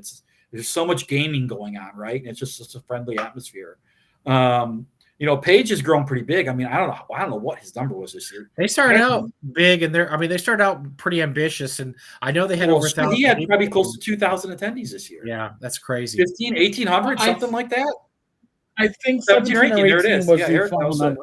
I mean, he had 1,100 the first year. We were literally. I remember me and Ben were driving to Page, now a year and a half ago to Page number 1, and because Ron literally recruited us. He's like, I want you guys there. I need a vendor headliner. And I was like, Rod, I don't think you know who you're talking to. You got the wrong company, whatever. Right? I'm like, we're not a headliner. But he's like, no, you guys, I've seen your stuff. Blah, blah. I'm like, all right, let's do it. And he treated us like kings.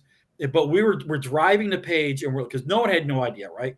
What's this convention going to be like? How's it going to go? Yeah. And we better look at each other. If we're staring at each other come Friday morning and there's 100 people there, we're packing up and leaving. Because we had no clue. We had no idea if he was gonna, if it was gonna go or not. He had 1,100 people his first year, and 1,800 this year. So now, oddly enough, that convention is a little strange. He has it's a Friday, Saturday, Sunday. He has a pretty good turnout. Friday is pretty good. Saturday is off the chain. But like Saturday evening, it's like half of them just vanish, and by Sunday, it's really trickled down. It's kind of strange. It's kind of strange. So we're hoping that extends. Now, I know he's starting to build it out, I think, in the Thursday a little bit, and that's going to help a lot. That'll help bring the out-of-towners in who will actually stay in hotels and stay for the duration. Because I think right now it's mostly people driving in for the day and then going back home. Right. Hold on. I'm going to send you a picture, Eric. Tell me if you get this. I'm going to send it to private chat and then see if you can. Well, if I can pull it up here. Hold on. Oh, okay.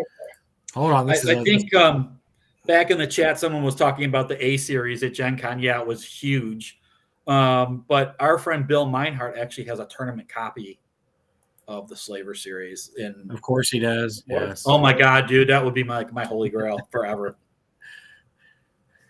He's got stuff that you and I can only, Oh no, but look, and I've got some stuff I know, but I can't even hold a candle. I think there's only one thing I have I know that he doesn't have, or probably almost no one else has. I have the hold on one second. Why can't I? What are you trying to? No, it's a picture I'm trying to send you, and I don't know why I'm having such an issue. Let's see if this will work.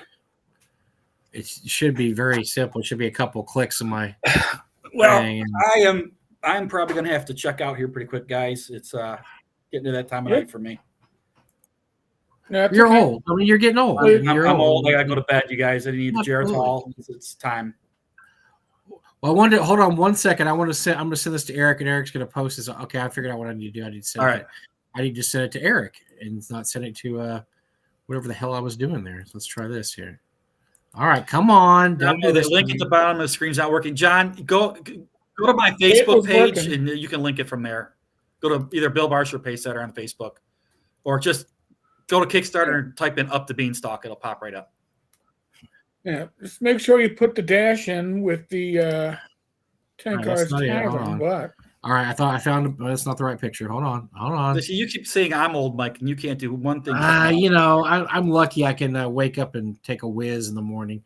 It's getting to where I'm going to need help doing that probably too pretty soon. So let's see. This should do it. Is this it? come on, that's going to be it, right? All right, Mike. What is the? No, I have it on my computer. I'm trying to get this picture. I listen. You can't send it in the private. No, I know. Chat. I just realized that, like the dumbass I am, and I'm like, oh, okay, I need to send it to you in the other chat. And why is this such a? All right, hold on. So Eric, you didn't get to ask any questions. What do you want to ask me? No, that's okay, man. I'm gonna force my way back onto your show in a couple months anyway when Dungeon X creeps up on us. So yeah, Mike will find. Yeah, I will. Then. give me a couple months and we'll be right there. Yeah, definitely. So yeah, that's. Oh, hold on. Oh, I was looking at the wrong thing. Oh, that's why. Okay. All right, I'm looking at the wrong part of my computer. Let's see if this is it. Is this it? Oh, come on. First, this is just riveting entertainment. Bill, I apologize, man. It's the reason why he's my once a week riveting entertainment. You know, I can juggle while I'm doing this. No, I can't. Mike, can you tell us what the picture is? No, I can't because it's a surprise. It's going to be a surprise. I have to surprise you. It'll be a surprise if you can find it. Here it is. Okay, I found it. Okay, here it is. Let's see if I can copy this. Can I copy picture? Save image as. Okay, let's try this. And let's put it on my desktop. That'll work. All right. So on my desktop. There we go. No. All right. Now I can do my desktop. I can do it for my desktop. In the shower. And then I can send it to you. So, Bill, see, you don't have to be in your 90s to be totally technically, It's only gonna get worse. Come on, guys. All right, I can't find it. It's not. There was 5 minutes I'm never getting back. I sent it to my desktop. It's not on my desktop anyway. All right. So, folks, by next week, Mike will probably not find this. But it's a picture, and Bill had sent this to me before. Bill remembers we played in the very first Swords and Wizardry game at a convention. Me, Bill, Dennis Astaire, my friend Dr. Joe, and there's a picture of us playing. I could have probably found it for you in 2 minutes, Mike. But go ahead. It's the very first Swords and Wizardry game ever run at a convention. It was run in North Texas, the first year in North Texas, and we were all in that game. We had a blast, and so we had that picture. I don't even know who took the picture because it's on the other side of the table. Eric, I'll send it to you. But yes, it's us looking young and fresh and full of hope and dreams and stuff. It's 17 years old, so. But I swear I have it. I just can't figure out how to send it to anybody. So. I'll deal with it next time. Thank you so much. Hey, thanks for coming on, man. It's always great to talk to you. Well, thank you. God bless you. Enjoy the rest of your night. If it's sleeping, enjoy it. Other than that, folks, next live stream tomorrow night, 8 p.m. Vlog of many things. Thursday, Friday, Glenn and I, Saturday, Rach and I. 3 more days of live streams, and then I'll take a nap. All right. Later. Be safe, be well. Later, folks. God bless. Roll those dice. Love you.